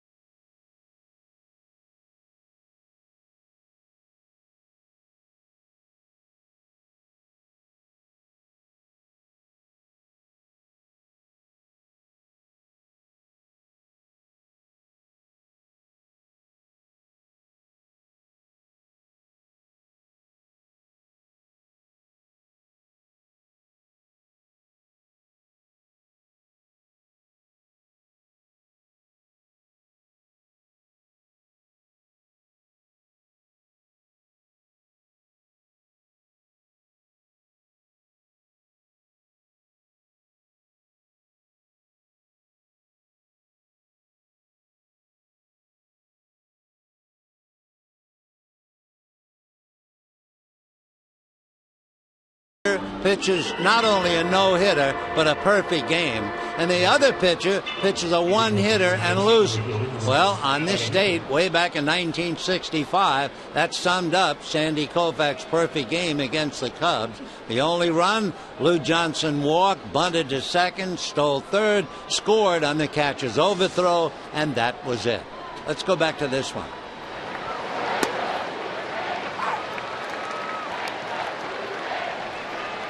I guess there are a lot of games you could say, boy, what a great game. Juan Uribe would certainly remember this one. 3 home runs. Dodgers lead 7-1. But imagine, one pitcher, Sandy Koufax, pitches a perfect game. The other pitcher, Bob Henley, another left-hander, pitches a one-hitter. Can't get much better than that. Dodgers won it with that single run in the 5th inning. And of course, what comes as a shock is the fact that somehow that was 48 years ago. 48 years ago.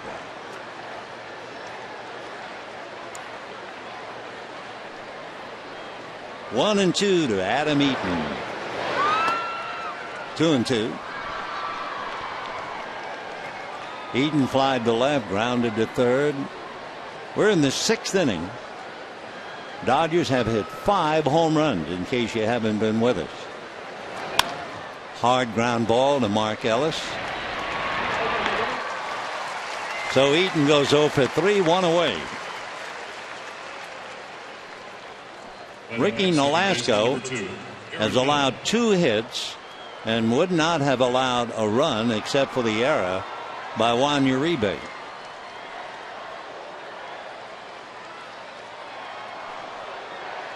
Aaron Hill grounded to short. Line drive speared by Uribe to take a hit away from him.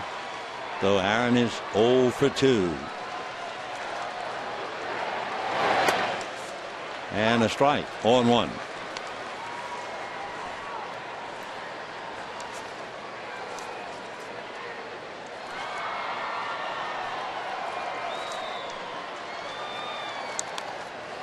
cued up along first. Nolasco underhands. That'll be that for the second out. Ricky trying to go 8-1 as a Dodger. Never mind, he was 5-8 with Miami. 2-0 against Arizona this year, and Ricky is 7-2 lifetime. And look at those numbers. 9 starts since the All-Star break, 6-0, and an ERA of 2. Dodgers figured they would rely heavily on Kershaw and Greinke and Ryu, who will be pitching Wednesday night. So Clayton sitting back. Slider missed. Tomorrow night, Edinson Volquez will go against Trevor Cahill, and then Hyun-Jin Ryu will go against Patrick Corbin Wednesday night. So Volquez tomorrow night, Ryu Wednesday night. Dodgers just trying to reduce the magic number. If the Dodgers win tonight, the number then will be 8. Any combination of Dodger wins, Arizona losses. Puig a long way to go, and he can't get there for a foul ball. 2-2. Dodgers played a night game last night because they have been so successful. National television wants them, so they pay the price. You play a night game in Cincinnati. That means by the time you get here, even though you can turn your watch back to, let's say, 3:30, your body's still on Eastern time. You're getting to bed at 7:30 in the morning. So the door's open for excuses, but all of them realize in this day and age, when you are successful, that's the price of success. The country wants to see you. But it was wide open for an excuse, and none of them would have it. And now here they are. If they aren't well rested, they still have 5 home runs. They lead by 6. Nolasco, who had flown ahead, is rested, and the Dodgers lead 7-1.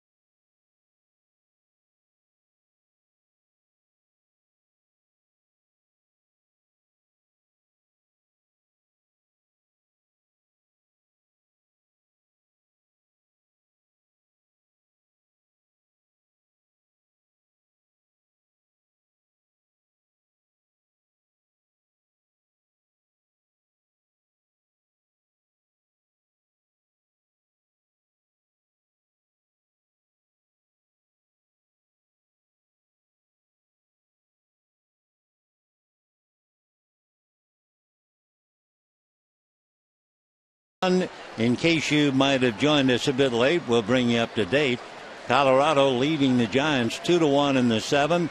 The Cubs beat Cincinnati 2-0, a crushing blow for the Reds. They are right there in that battle with Pittsburgh and St. Louis. And the Reds, no doubt full of themselves, having swept the Dodgers only to get shut out by the Cubs. The Reds began the day tied with Pittsburgh, game and a half behind St. Louis. Hit down the right field line, foul. Juan Uribe, having hit 3 home runs tonight, he is the first Dodger third baseman to ever hit 3 home runs in a game. Dodgers with a total of 6, his 3, and then Ramirez, Gonzalez, and Ethier. 0-2. High fly ball to right field, playable. Parra.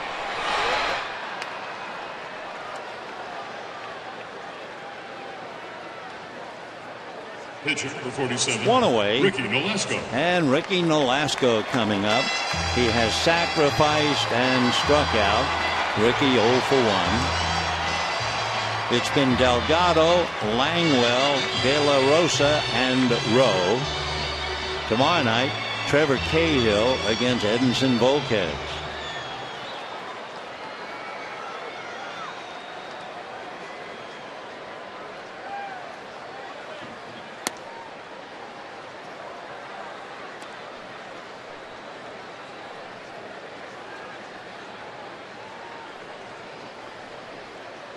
Seven runs, 9 hits for the Dodgers, 6 of the 9 home runs, plus a double by Ramirez. Well, we know the last time they hit 5 was in 2004. 6 has to be a while ago. 1-2.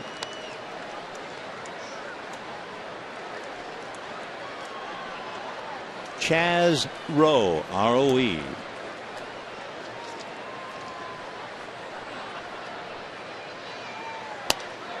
Down goes Ricky. Dodgers had a Rowe. Elwin Preacher Rowe. Spelled it the same, ROE. Chaz is from Lexington, Kentucky.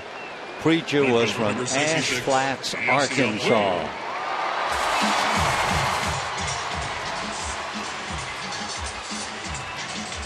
And talking about home runs tonight, Preacher Rowe was a terrible hitter. Terrible. And the Dodgers played in spacious Forbes Field in Pittsburgh. Robert Hall was the pitcher for Pittsburgh. And Preacher Rowe walked up to the plate, swung like he always did, and he was kind of skinny, baggy uniform, and cleared the left field wall for a home run. It was shocking to think that Rowe could ever have hit a home run in a big league game, and yet he did it. And I think I've told you this before, how the Dodger players ran out of the dugout with a bunch of towels, and they made a parade of towels from home plate all the way to the dugout. But Preacher, being a pitcher, did not want to show up Robert Hall. So as he got to home plate, he walked all the way around the towels to get back into the dugout. So with the home runs bouncing all over the place, Yasiel Puig goes a very quiet 1 for 4, and the Dodgers with a noisy 7-1 lead.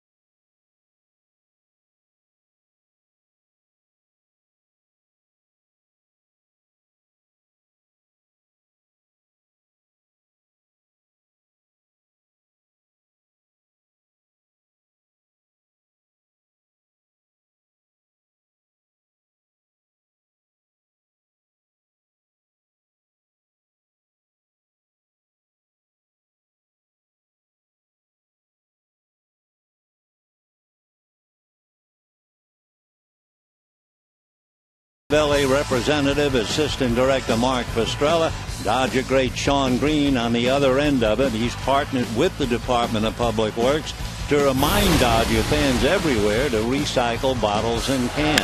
And with Juan Uribe hitting 3 home runs tonight, with the Dodgers hitting 6 home runs tonight, perhaps it was only right that Sean Green was here tonight, because Sean, remember when he played for the Dodgers, hit 4 home runs 11 years ago in Milwaukee.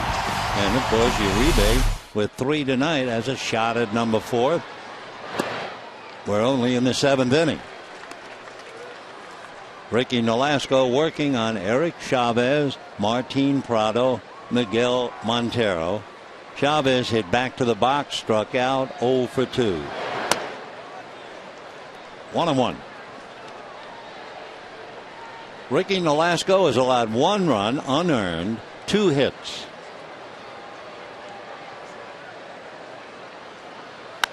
And a drive into the gap in right center. Puig, a diving try to no avail. Picked up by Ethier. Into second base goes Chavez, with a long double into the gap. You watch Puig tonight and you see him celebrating so much over and for Juan Uribe, but you also know that he is dying to do something good, something to capture the roar of the crowd, maybe trying too hard. And he wanted that desperately, but shaking his head, not tonight.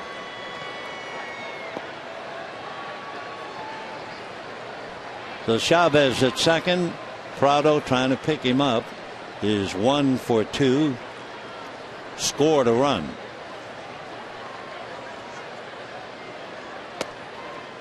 Inside corner for a strike. Little slider. 0-1. Prado followed by Montero.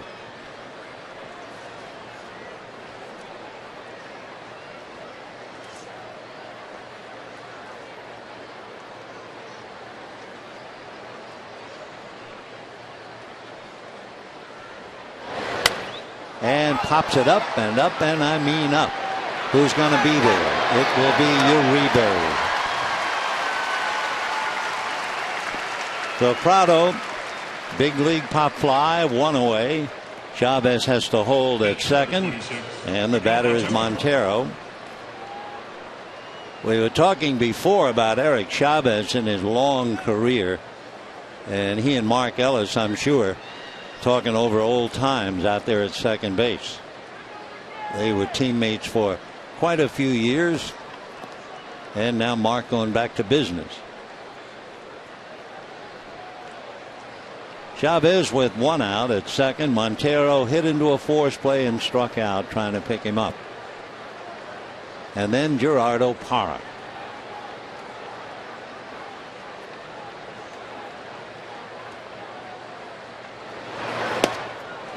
Slow breaking ball. Montero way out in front of it.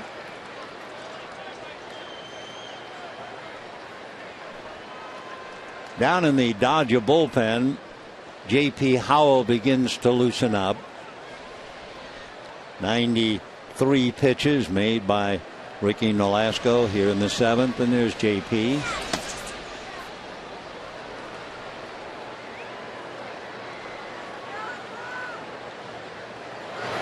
Fastball, pop foul. Uribe. So Prado popped up to Uribe. Then Juan captures the foul ball off the bat of Montero. And the batter is Gerardo Parra. Parra hit into a force play, hit a soft line drive to Mark Ellis. The line drive really just describing the trajectory. It wasn't hit hard.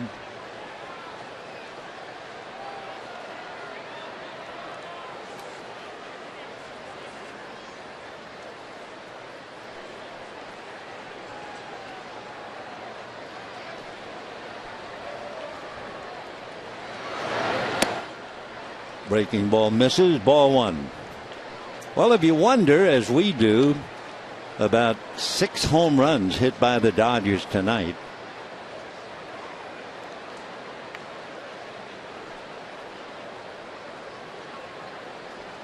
We were talking about Shawn Green. It was May 23rd, 2002 at Milwaukee when Shawn Green hit 4 that day. The only other Dodger to hit 4 home runs in a game. Gil Hodges did it against the Boston Braves and Johnny Antonelli. That was August 31st, 1950. But I don't know about 6 home runs in one game.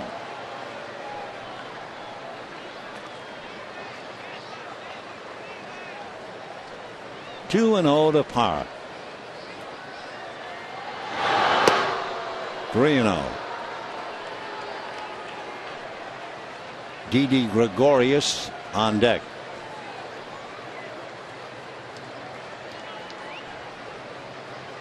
There's Didi.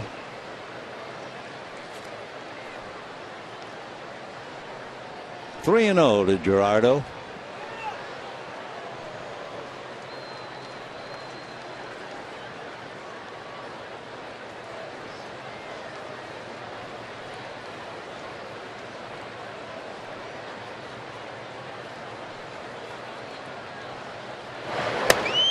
In there. Parra hit .273 last year, .292 the year before. The scouts projected he'd be a .290 to .300 hitter, and they thought perhaps he'd hit 15 to 20 home runs. Well, he has 10 this year. That's his career high. 3-2. He had 8 in 2011, only 7 last year, and he's perked up to 10 so far this year. 5'11", a stocky 200. Gerardo Parra.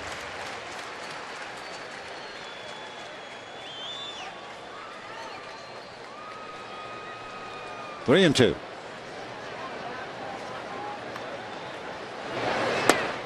And ball 4. So Chavez doubled, 2 outs later. Parra walks, and Gregorius coming up. First walk given up by the very talented Ricky Nolasco.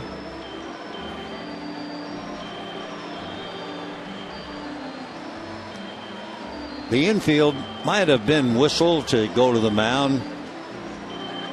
Yep, that's what happened. And Don Mattingly is now coming up. When you see the infield come on like that and no pitching coach, you're looking for the manager, and here he comes with the hook. So Nolasco goes 6 2/3, goes out leading 7-1. Another great job. He leaves with a good shot of going 8-1 as a Dodger, and he'll get a standing ovation from an appreciative crowd.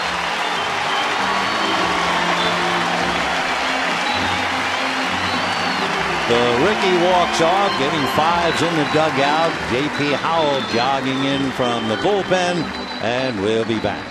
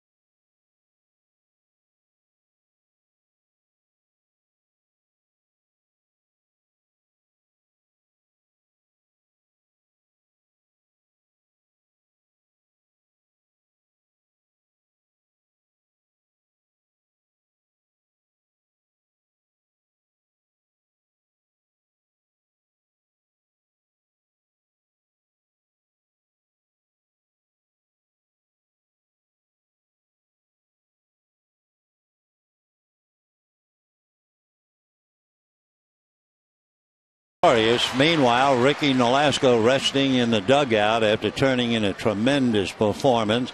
A.J. Ellis along with Skip Schumacher in front of him. Michael Young. So Howell going up against Gregorius, who had a long double, and this time a soft line drive foul. Uribe came close, but no cigar. 0-1. J.P. Howell brought in from the pen to get a couple of outs. He is 2-1. J.P. in his 58th game. Strikeout to walk ratio a little bit better than 2-1. And 40 hits in about 55 innings. Very good. Carlos Marmol throwing back of him now in the Dodger bullpen. Willie Bloomquist comes out on deck. He would bat for Rowe.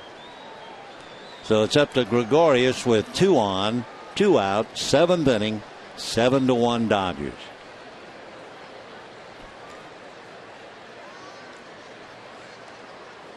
Oh and 1.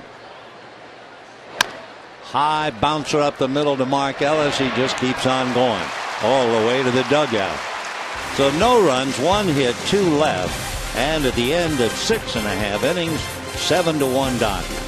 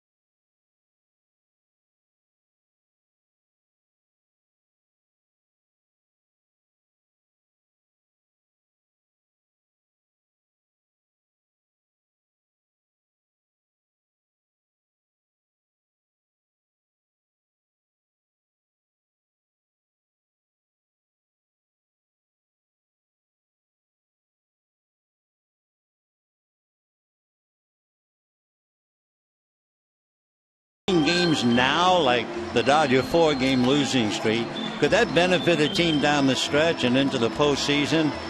A lot of people say yes, 65%. Maybe it takes away a little false confidence. Maybe it makes a club think a little extra about their possible shortcomings. But whatever it is, the majority said yes, it's not too bad at all. You can learn. Of course, come to think of it, you can learn in life when you lose, as Tony Sipp out of Mississippi comes in to pick up after 4 years with Cleveland. It's his first year with Arizona and a record of 3-1.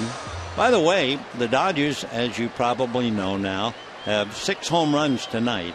That's the most since the 7 home runs they hit back in 2006 against San Diego. Remember that?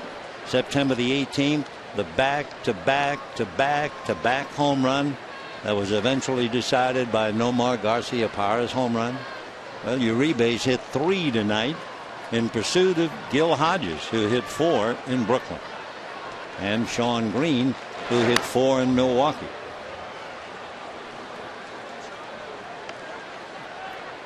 Crawford has struck out, twice grounded out, 0 for 3. Tony Sipp has been pitching very well in his last 16 games. His earned run average is 1.5. So Crawford has a big job on a 1-1 count. High pop fly back at third, down the line. Gregorius is there in fair ground. So Crawford goes 0 for 4 as he pops up. 1 down, and the batter will be Hanley Ramirez. Ramirez fouled out in the first inning, doubled in the third, homered in the fifth. Boy, it's amazing how this game can turn. First inning, the Dodgers had Yasiel Puig reach third with nobody out. A single off the glove of the pitcher, who then threw wildly, and Yasiel went all the way to third, and he is one frustrated player.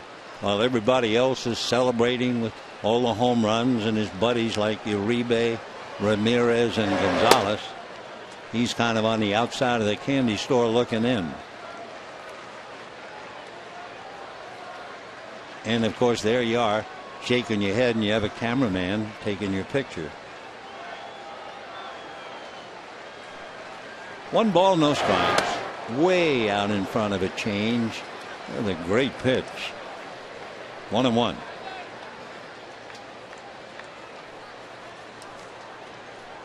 On deck, Adrian Gonzalez, and that will be quite a matchup because Sip has been absolutely phenomenal against left-hand hitters.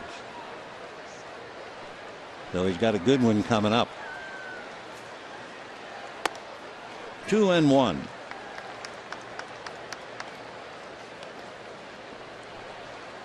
Tony was with Arizona. Then he went down to AAA and was just brought up on the first.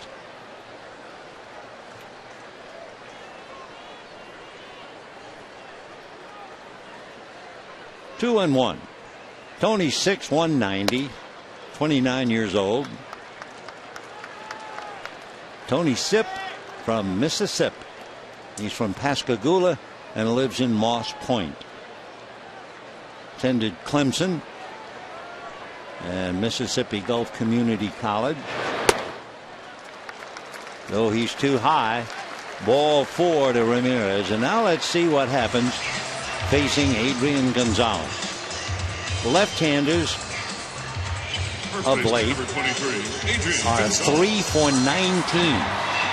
That's a 158 batting average against Tony Sip.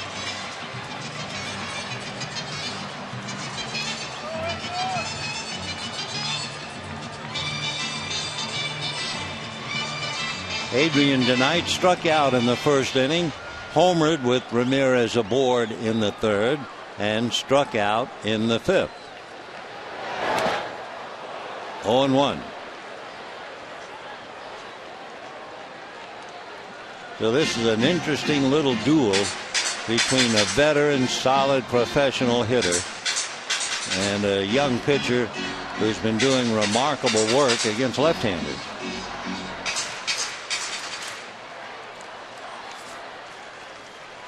Adrian Gonzalez is hitting in the 270s against left-handers all year. 0-1.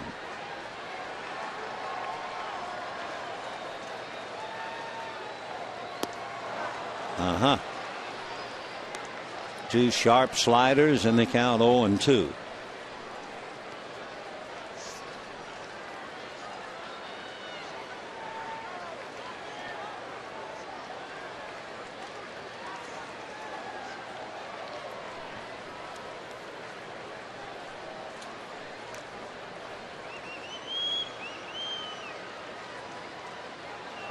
And a fastball 0-2. What a mistake. And a shot that's going to go off the wall. Coming to third is Ramirez, going into second with a double. And after two great sliders, he tries to throw an 0-2 fastball over the plate. Whoa. So Tony Sip is taken to school by Adrian Gonzalez. Dodgers at second and third with one out. And the batter, Andre Ethier.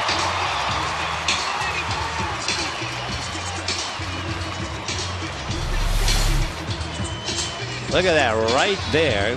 Admittedly a little low, but still got a good part of the plate. And Adrian likes the ball down anyway and hits it to the base of the right center field wall. No balls, 2 strikes, a mistake. So now another left-hand batter who is not successful against left-hand pitching.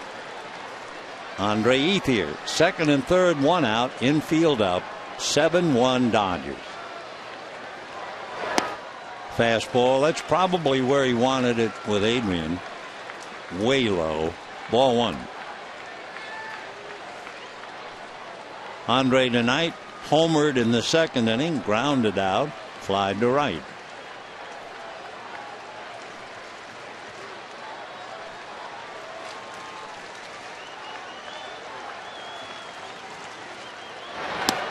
Same spot again. Andre wouldn't chase. 2-0.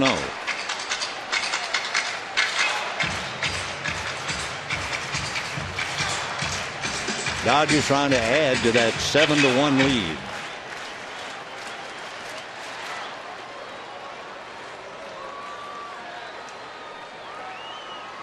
Two balls, no strikes.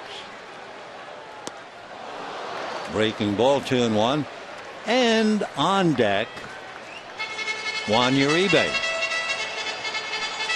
Keith Bell down in the bullpen begins to warm up. The Arizona bullpen has really been a story, and it is not a happy one. Not happy at all. And a drive down the right field line, foul ball. 2-2.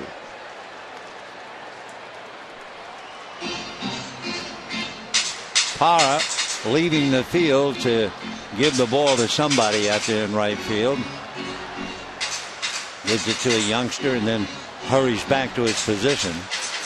There she is. She just got the ball from Gerardo Parra.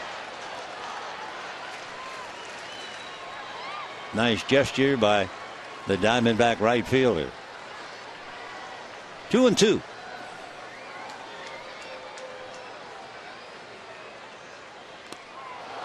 And so Ethier strikes out.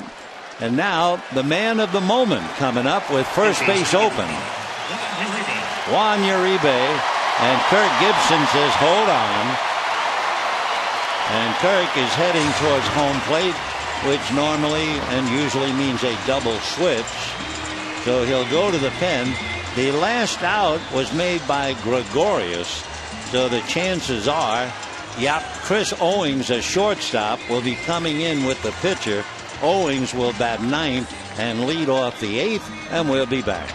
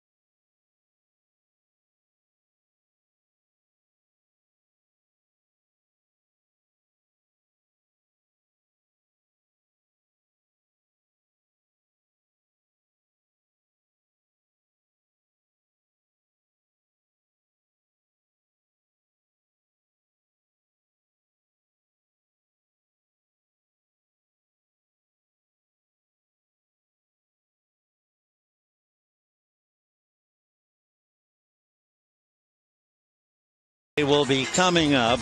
Uribe has hit 3 home runs tonight. He is one of 8 major leaguers to hit 3 home runs in a game this year. Miguel Cabrera, Carlos Gonzalez, Will Middlebrooks, Deanna Navarro, Josh Reddick, Pablo Sandoval, Ryan Zimmerman, and tonight, Juan Uribe. Uribe has 2 home runs in 12 at-bats in the past against Bell. And, of course, Sean Green, who hit 4 11 years ago in Milwaukee. Watching to see now if Uribe can tie him. And knowing Sean, he'll be rooting for Uribe. Dodgers had 7 home runs in 1979 here against the Reds, and 7 in 06 against the Padres, and they have 6 tonight. Ground ball, backing up for the hop is Chavez. The long throw, safe. Yes, he took a while to get it over there, and Uribe, hustling to his credit, is safely aboard. Uribe can do no wrong tonight. Chavez backs up, winds up, and Uribe's not letting up and beats the throw. So Mark Ellis, with the Dodgers leading 8-1, an RBI for Uribe, an infield single. Look at him hustling, and it pays off.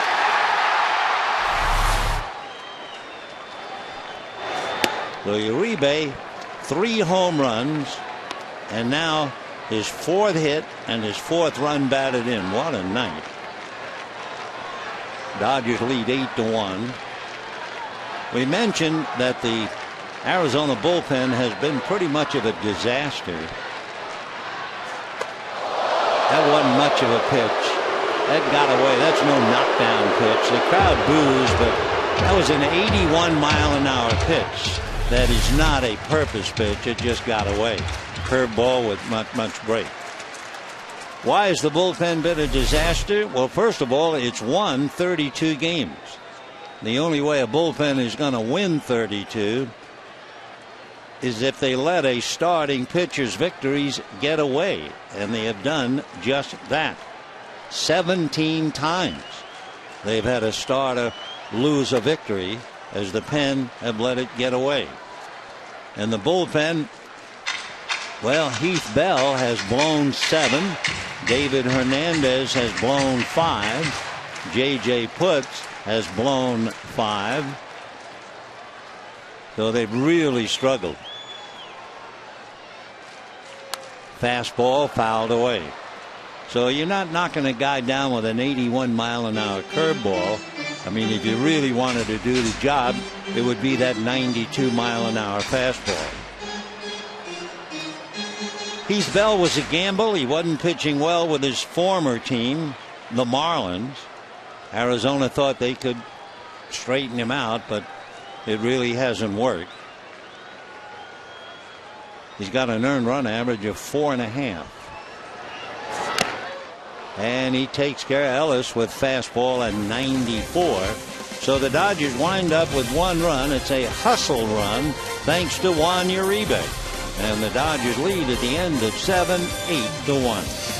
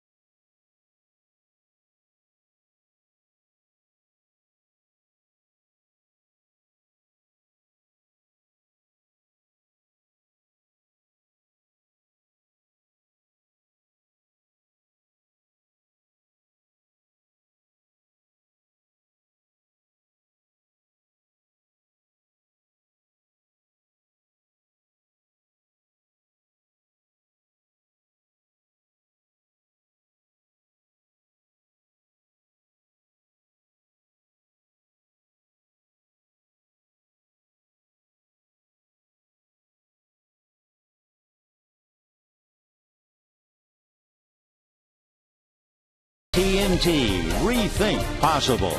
By CarMax, start the search for your next car at CarMax. By Lexus, drive a Lexus vehicle to the Dodger game on September 11th and receive free preferred parking. Compliments of your Southern California Lexus dealer.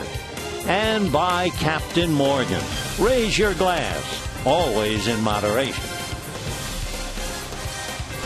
Dodgers have exploded tonight, leading 8-1. They have 6 home runs and a couple of doubles. So Messrs. Delgado, Langwell, De La Rosa, Rowe, and Heath Bell have all been burned up by Arizona. Nick Punto, in a double switch, will finish up at shortstop to give Hanley Ramirez a breather. And Carlos Marmol is asked to get some outs. I assume, until we hear otherwise, Punto would bat 9th, and that means hit second in the 8th inning. Marmol would bat in Ramirez's spot, and we'll leave it that way unless we hear otherwise. Shortstop number 16, Chris Owens.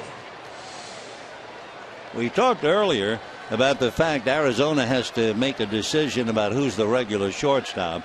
Didi Gregorius is right now, but Chris Owens won the Coast League Rookie of the Year and Most Valuable Player award this year.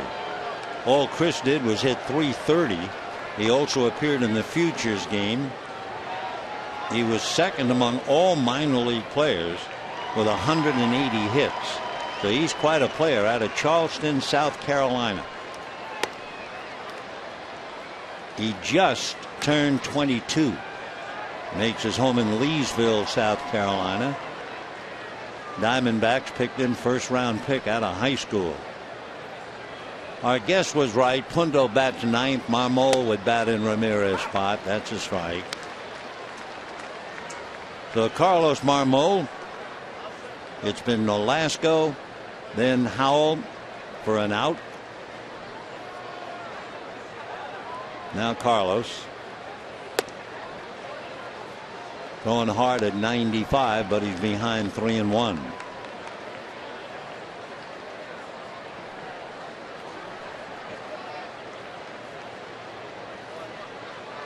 We have the attendance, another sellout.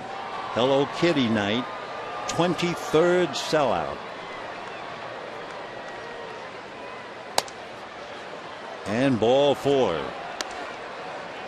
So Owings draws the walk, and the batter will be Adam Eaton.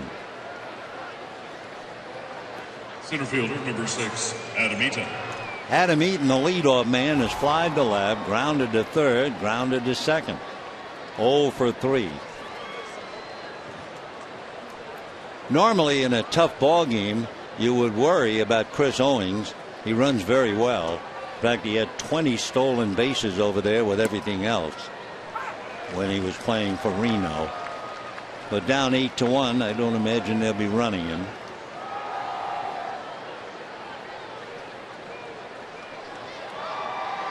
Oh, 0-1 to Eaton. 0-2. The attendance tonight, 52,000. 52410. 23rd sellout.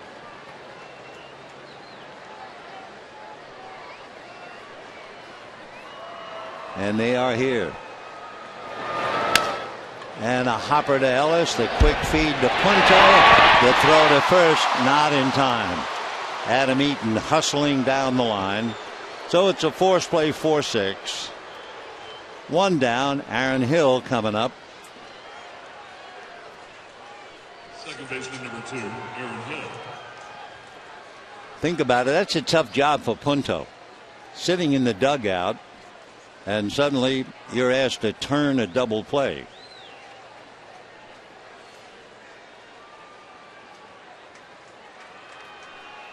Aaron Hill grounded to short, lined out to third, hit back to the box. Right. 0-1. Tomorrow night, Trevor Cahill and Edinson Volquez. Trevor Cahill is 6-10. an earned run average of 4. Broken bat, almost like you used a knife and just cut it.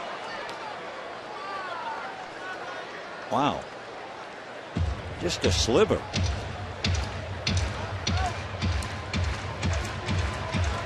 Whittling while working. Boy, that's dangerous.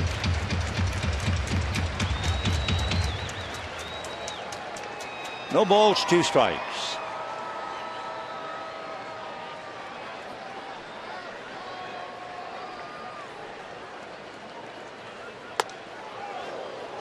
Right in on the hands at 95. 1-2 the count to Aaron Hill.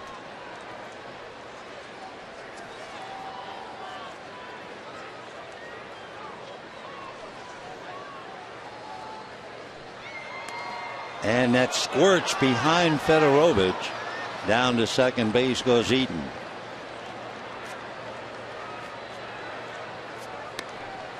We'll assume it's a wild pitch. 2-2 the count. Tried to block it. Did everything correctly. Couldn't do it, and it is a wild pitch.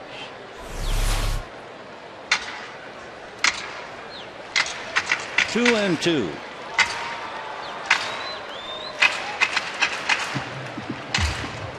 Aaron Hill, the man from Visalia.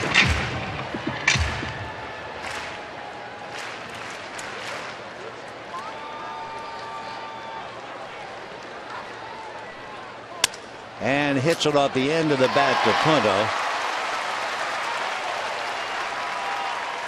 So that's the second out, and the batter will be Paul Goldschmidt. You know, earlier we were talking about Goldschmidt and how tough a hitter he is, but to be truthful, he's a very tough hitter against the Dodgers. But among the other 3 clubs in the West, he's hitting .224 against Colorado, .217 against San Diego, and .212 against San Francisco. Against the Dodgers, he's more like Superman. He's hitting .365.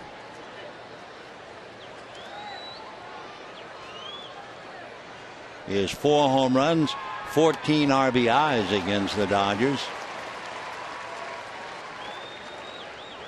Big Paul, 6'3", about 245. Only 26. In fact, he'll be 26 tomorrow, September the 10th. Born in Wilmington, Delaware, lives in Scottsdale, went to Texas State, and we told you about him doing his homework after Arizona played a 15-inning game. Dodgers originally drafted him. That's what bugs them. And Goldschmidt strikes out a 3rd time tonight. A rare game for him against the Dodgers. Goes 0 for 4, and the Dodgers continue to lead 8-1.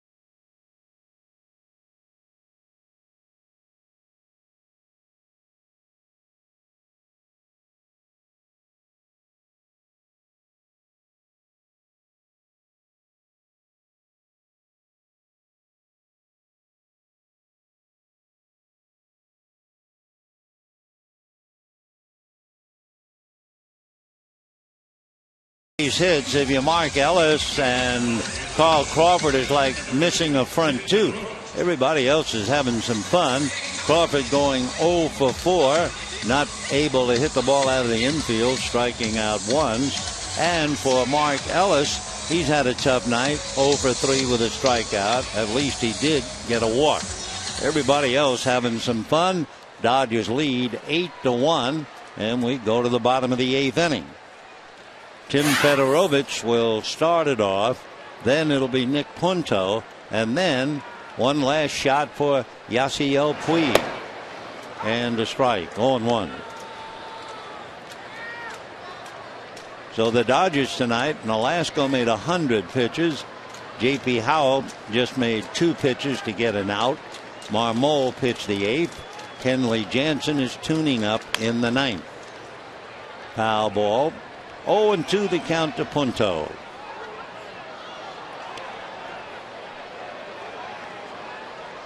Talking before about the bullpen for Arizona, and you would have to say that's one of the big reasons how costly the bullpen has been to Arizona's chances this year. But again, starting in spring training, when they made the deal to get Heath Bell, people in Florida said he was a failure down there. Then, of course, they were also relying on J.J. Putz, although a lot of people thought that it was all over for Putz. But they went to the races with Bell and Putz, and it turned out to hurt them. Putz, 36 years old. Heath Bell will be 36. Probably their number one reliever, who isn't really a closer, maybe one day he will be, is Brad Ziegler, the side armor. Josh Colmenter has done a good job for Arizona. That's another big pop fly. It'll be Aaron Hill.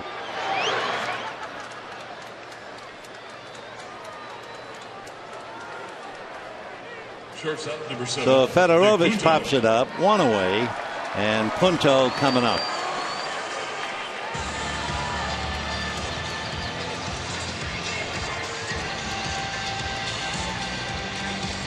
Nick Punto getting a chance to swing the bat. Remember, he had that 4-hit game the other day. 5 for 9 on the last trip, hitting .259.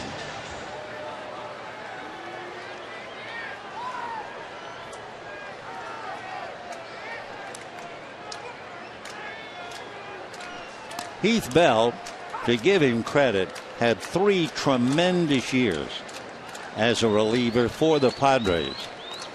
He saved 42 games, 47 games, and 43 games. Those 3 years, he was absolutely brilliant. 0-2. Heath's dad, Jim, was a United States Marine. Heath's dad, when Heath would get down on himself and want to enlist in the Marines, his father would talk him out of it, tell him to hang in there. For Bell, originally signed by the Mets, and you talk about some of the high prices players get when they sign, he signed with the Mets for $500. Yeah, that's right, $500. 1-2. In the dirt. 2-2 to Punto.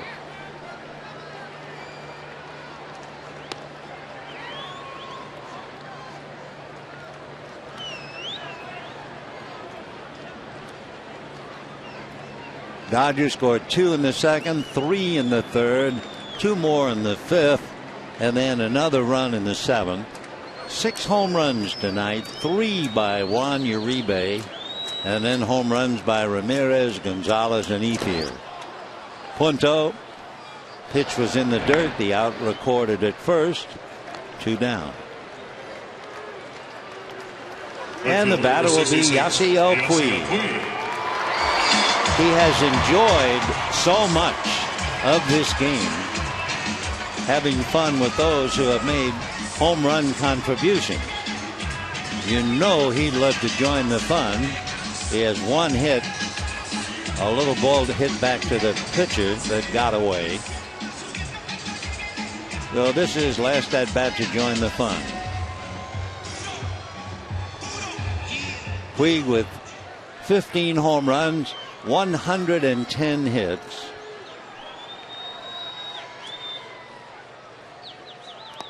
Ball one.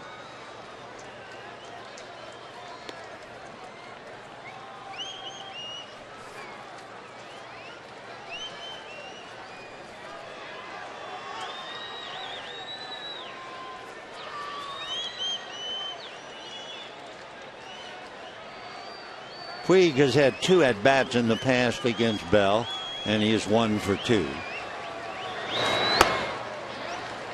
2-0. Down in the Arizona bullpen, another fellow who at one time pitched for San Diego, left-hander Joe Thatcher. On deck, Carl Crawford. Fastball on a check swing. Fastball at 93. 2-1 the count to Puig. Electrified the crowd in the first inning. Hit a squiggly comebacker that got away from Delgado. Then in Delgado's haste, he threw the ball away. But it really went maybe 30-40 feet into right field. And Puig took off and was able to beat the throw to third by Gerardo Parr. But after all of that, the Dodgers left him at third. Crawford struck out. Ramirez fouled out. Gonzalez struck out. And the crowd had that sense of, uh-oh, this is the weak hitting team we saw in Cincinnati. And au contraire, 6 home runs to give the Dodgers an 8-1 lead. Ball 4, and he doesn't want to walk. He did not want to get a walk. So the 2-out walk brings up Crawford.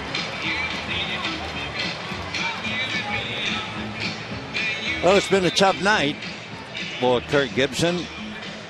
He's had Delgado, Langwell, De La Rosa, Rowe, and Bell. He's got Thatcher in the pen, and he's going to take the ball from Bell. A discouraging night again for the Arizona bullpen. We'll be back.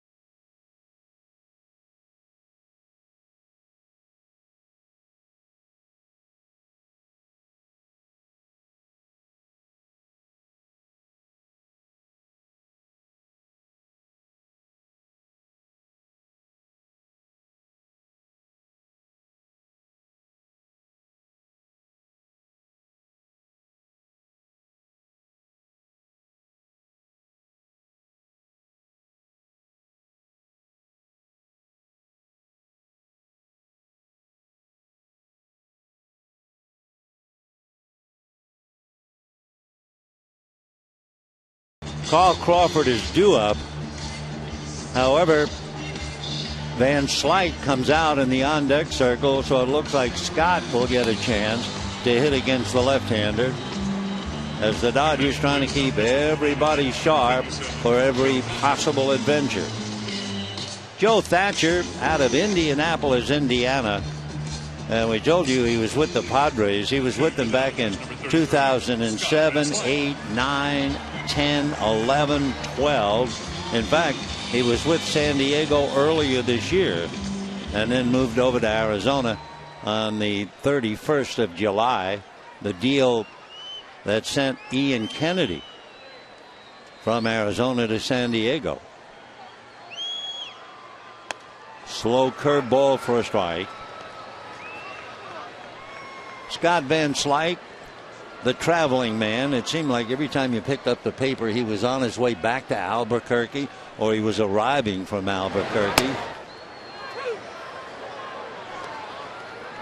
And he's in a hole now, 0-2. Slow stuff by Thatcher.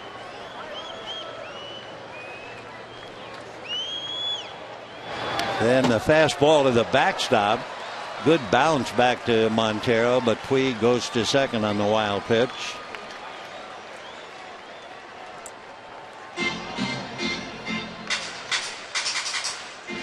So Montero unable to find that thing. It was so far away from the plate. So after two slow curveballs, a wild fastball, 1-2.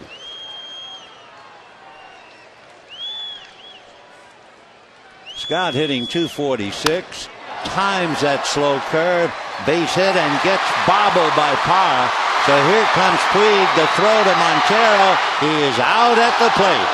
And we mentioned he's been dying all night to do something, and it just hasn't worked out for him. Not tonight. So the Dodgers fail to score as Puig is thrown out. Parra has at least 9 assists, and it's still 8-1 Dodgers.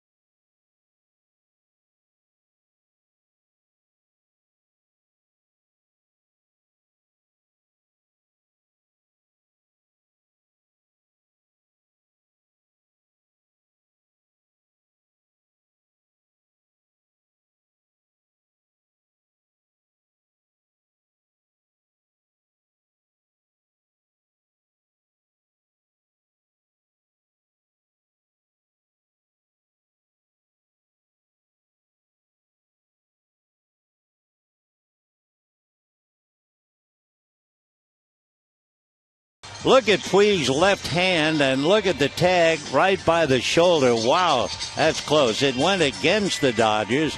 The rookie umpire, rookie in the sense he is a minor league umpire, Jordan Baker, called out.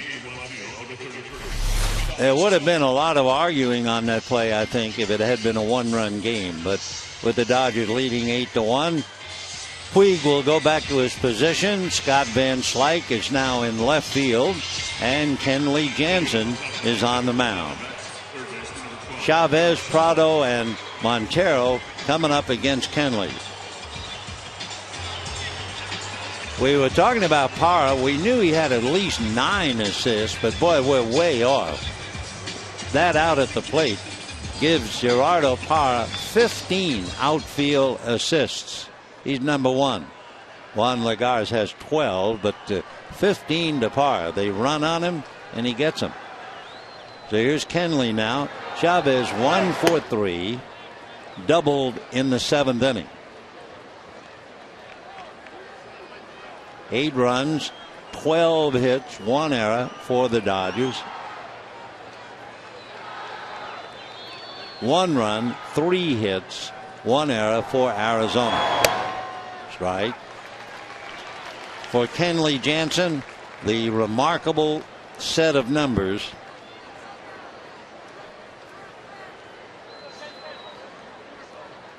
Strikeouts compared to walks. 13 walks, 100 strikeouts.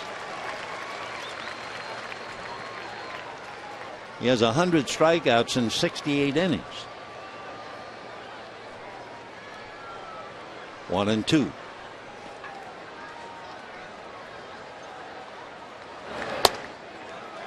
Two and two.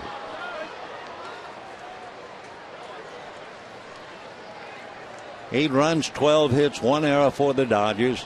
3-1 for Arizona. And of course, the big number, if the Dodgers hold on to any part of the lead, the so-called magic number will then be 8. Ocho for Arizona.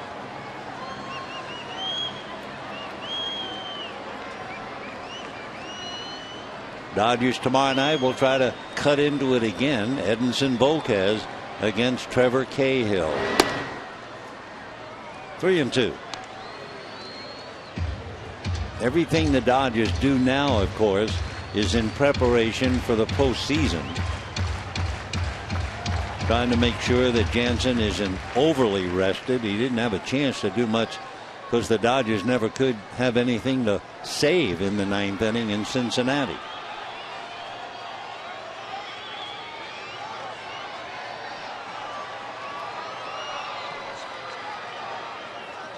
Three and two to Eric Chavez.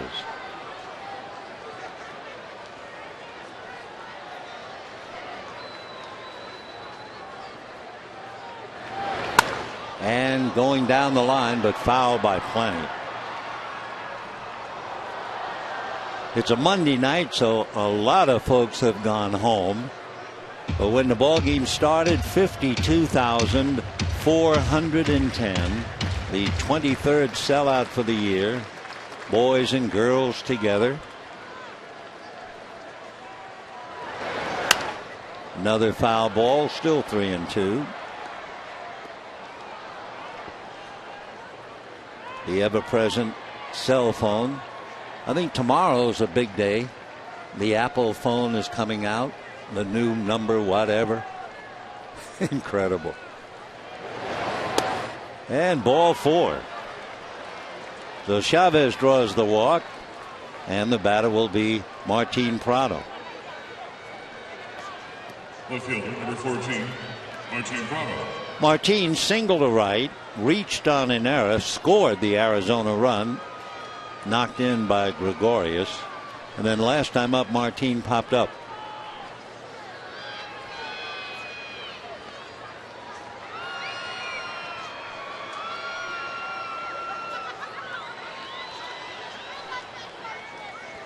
They're not holding Chavez with Arizona down 8-1. Of course, Chavez still could run. The old story, defensive indifference. So we'll see if he takes advantage of it. Adrian way behind him.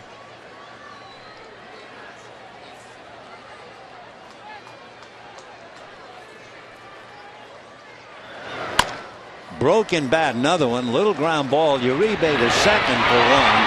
Not in time to first, but a nice play again by Uribe. So Prado hits into the force play, 1 away. Miguel Montero coming up, and a reminder, Dodgers Live will be coming up right after the game.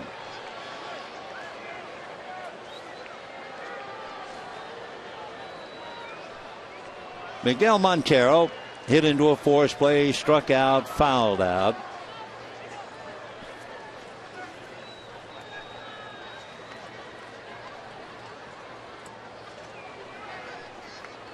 Miggy hitting .234.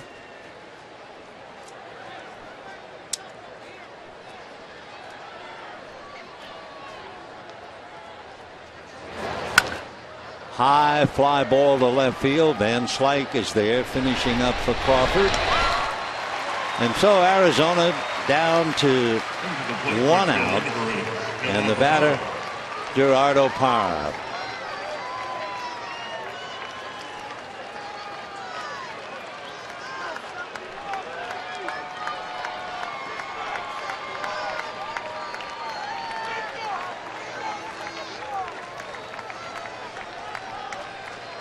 Parra tonight hit into a force play, lined out, and walked.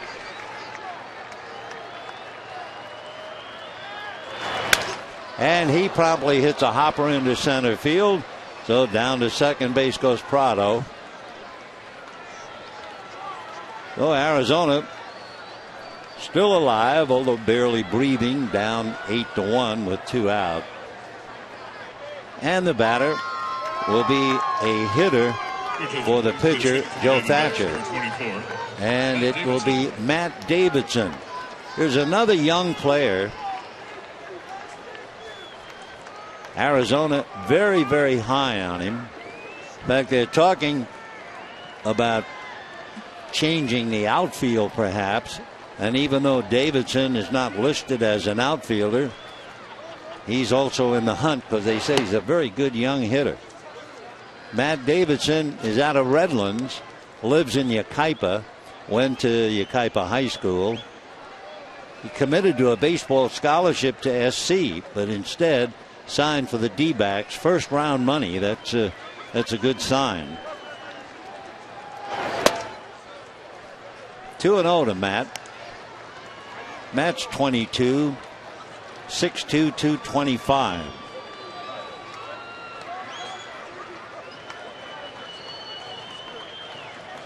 His favorite ball player growing up, Randy Johnson. 2-0. Right. He is listed as a third baseman and a first baseman. He was involved in a wonderful program. It's called the Best Buddies program, dedicated to enhancing the lives of children with intellectual disabilities. High fly ball to center and deep, but enough room for Ethier, and that'll be it. So not only do the Dodgers win 8-1, the so-called magic number. It started the night at 10, and because of number 5 and his teammates, the magic number is now 8. Any combination of Dodger victories and or Arizona defeats, and the Dodgers will clinch it. So 8 runs, 12 hits, 1 error for the Dodgers, 1 run, 4 hits, and 1 error for Arizona. 6 home runs by the Dodgers, 3 by Uribe, 1 by Ethier, then by Gonzalez and Ramirez. That'll get the headlines. But the Dodgers had another brilliant pitching performance by Ricky Nolasco. And then, as usual, the relief came in provided by Howell, Marmol, and Jansen. And it's high fives all around for the club in first place. Now that they're back home, the 4-game losing streak is over. The Dodgers owed Arizona a knock on the head here in the stadium because the Diamondbacks had beaten the Dodgers 5 out of 6 here this year. So it's now 5 out of 7. Tomorrow night, Volquez will go against Cahill, and then the concluding game Wednesday night, Ryu will go against Corbin. For those who keep track of such things, Kenley Jansen, to stay sharp, made 17 pitches to finish up the night. So stay tuned for Dodgers Live coming up next. Good night, everybody.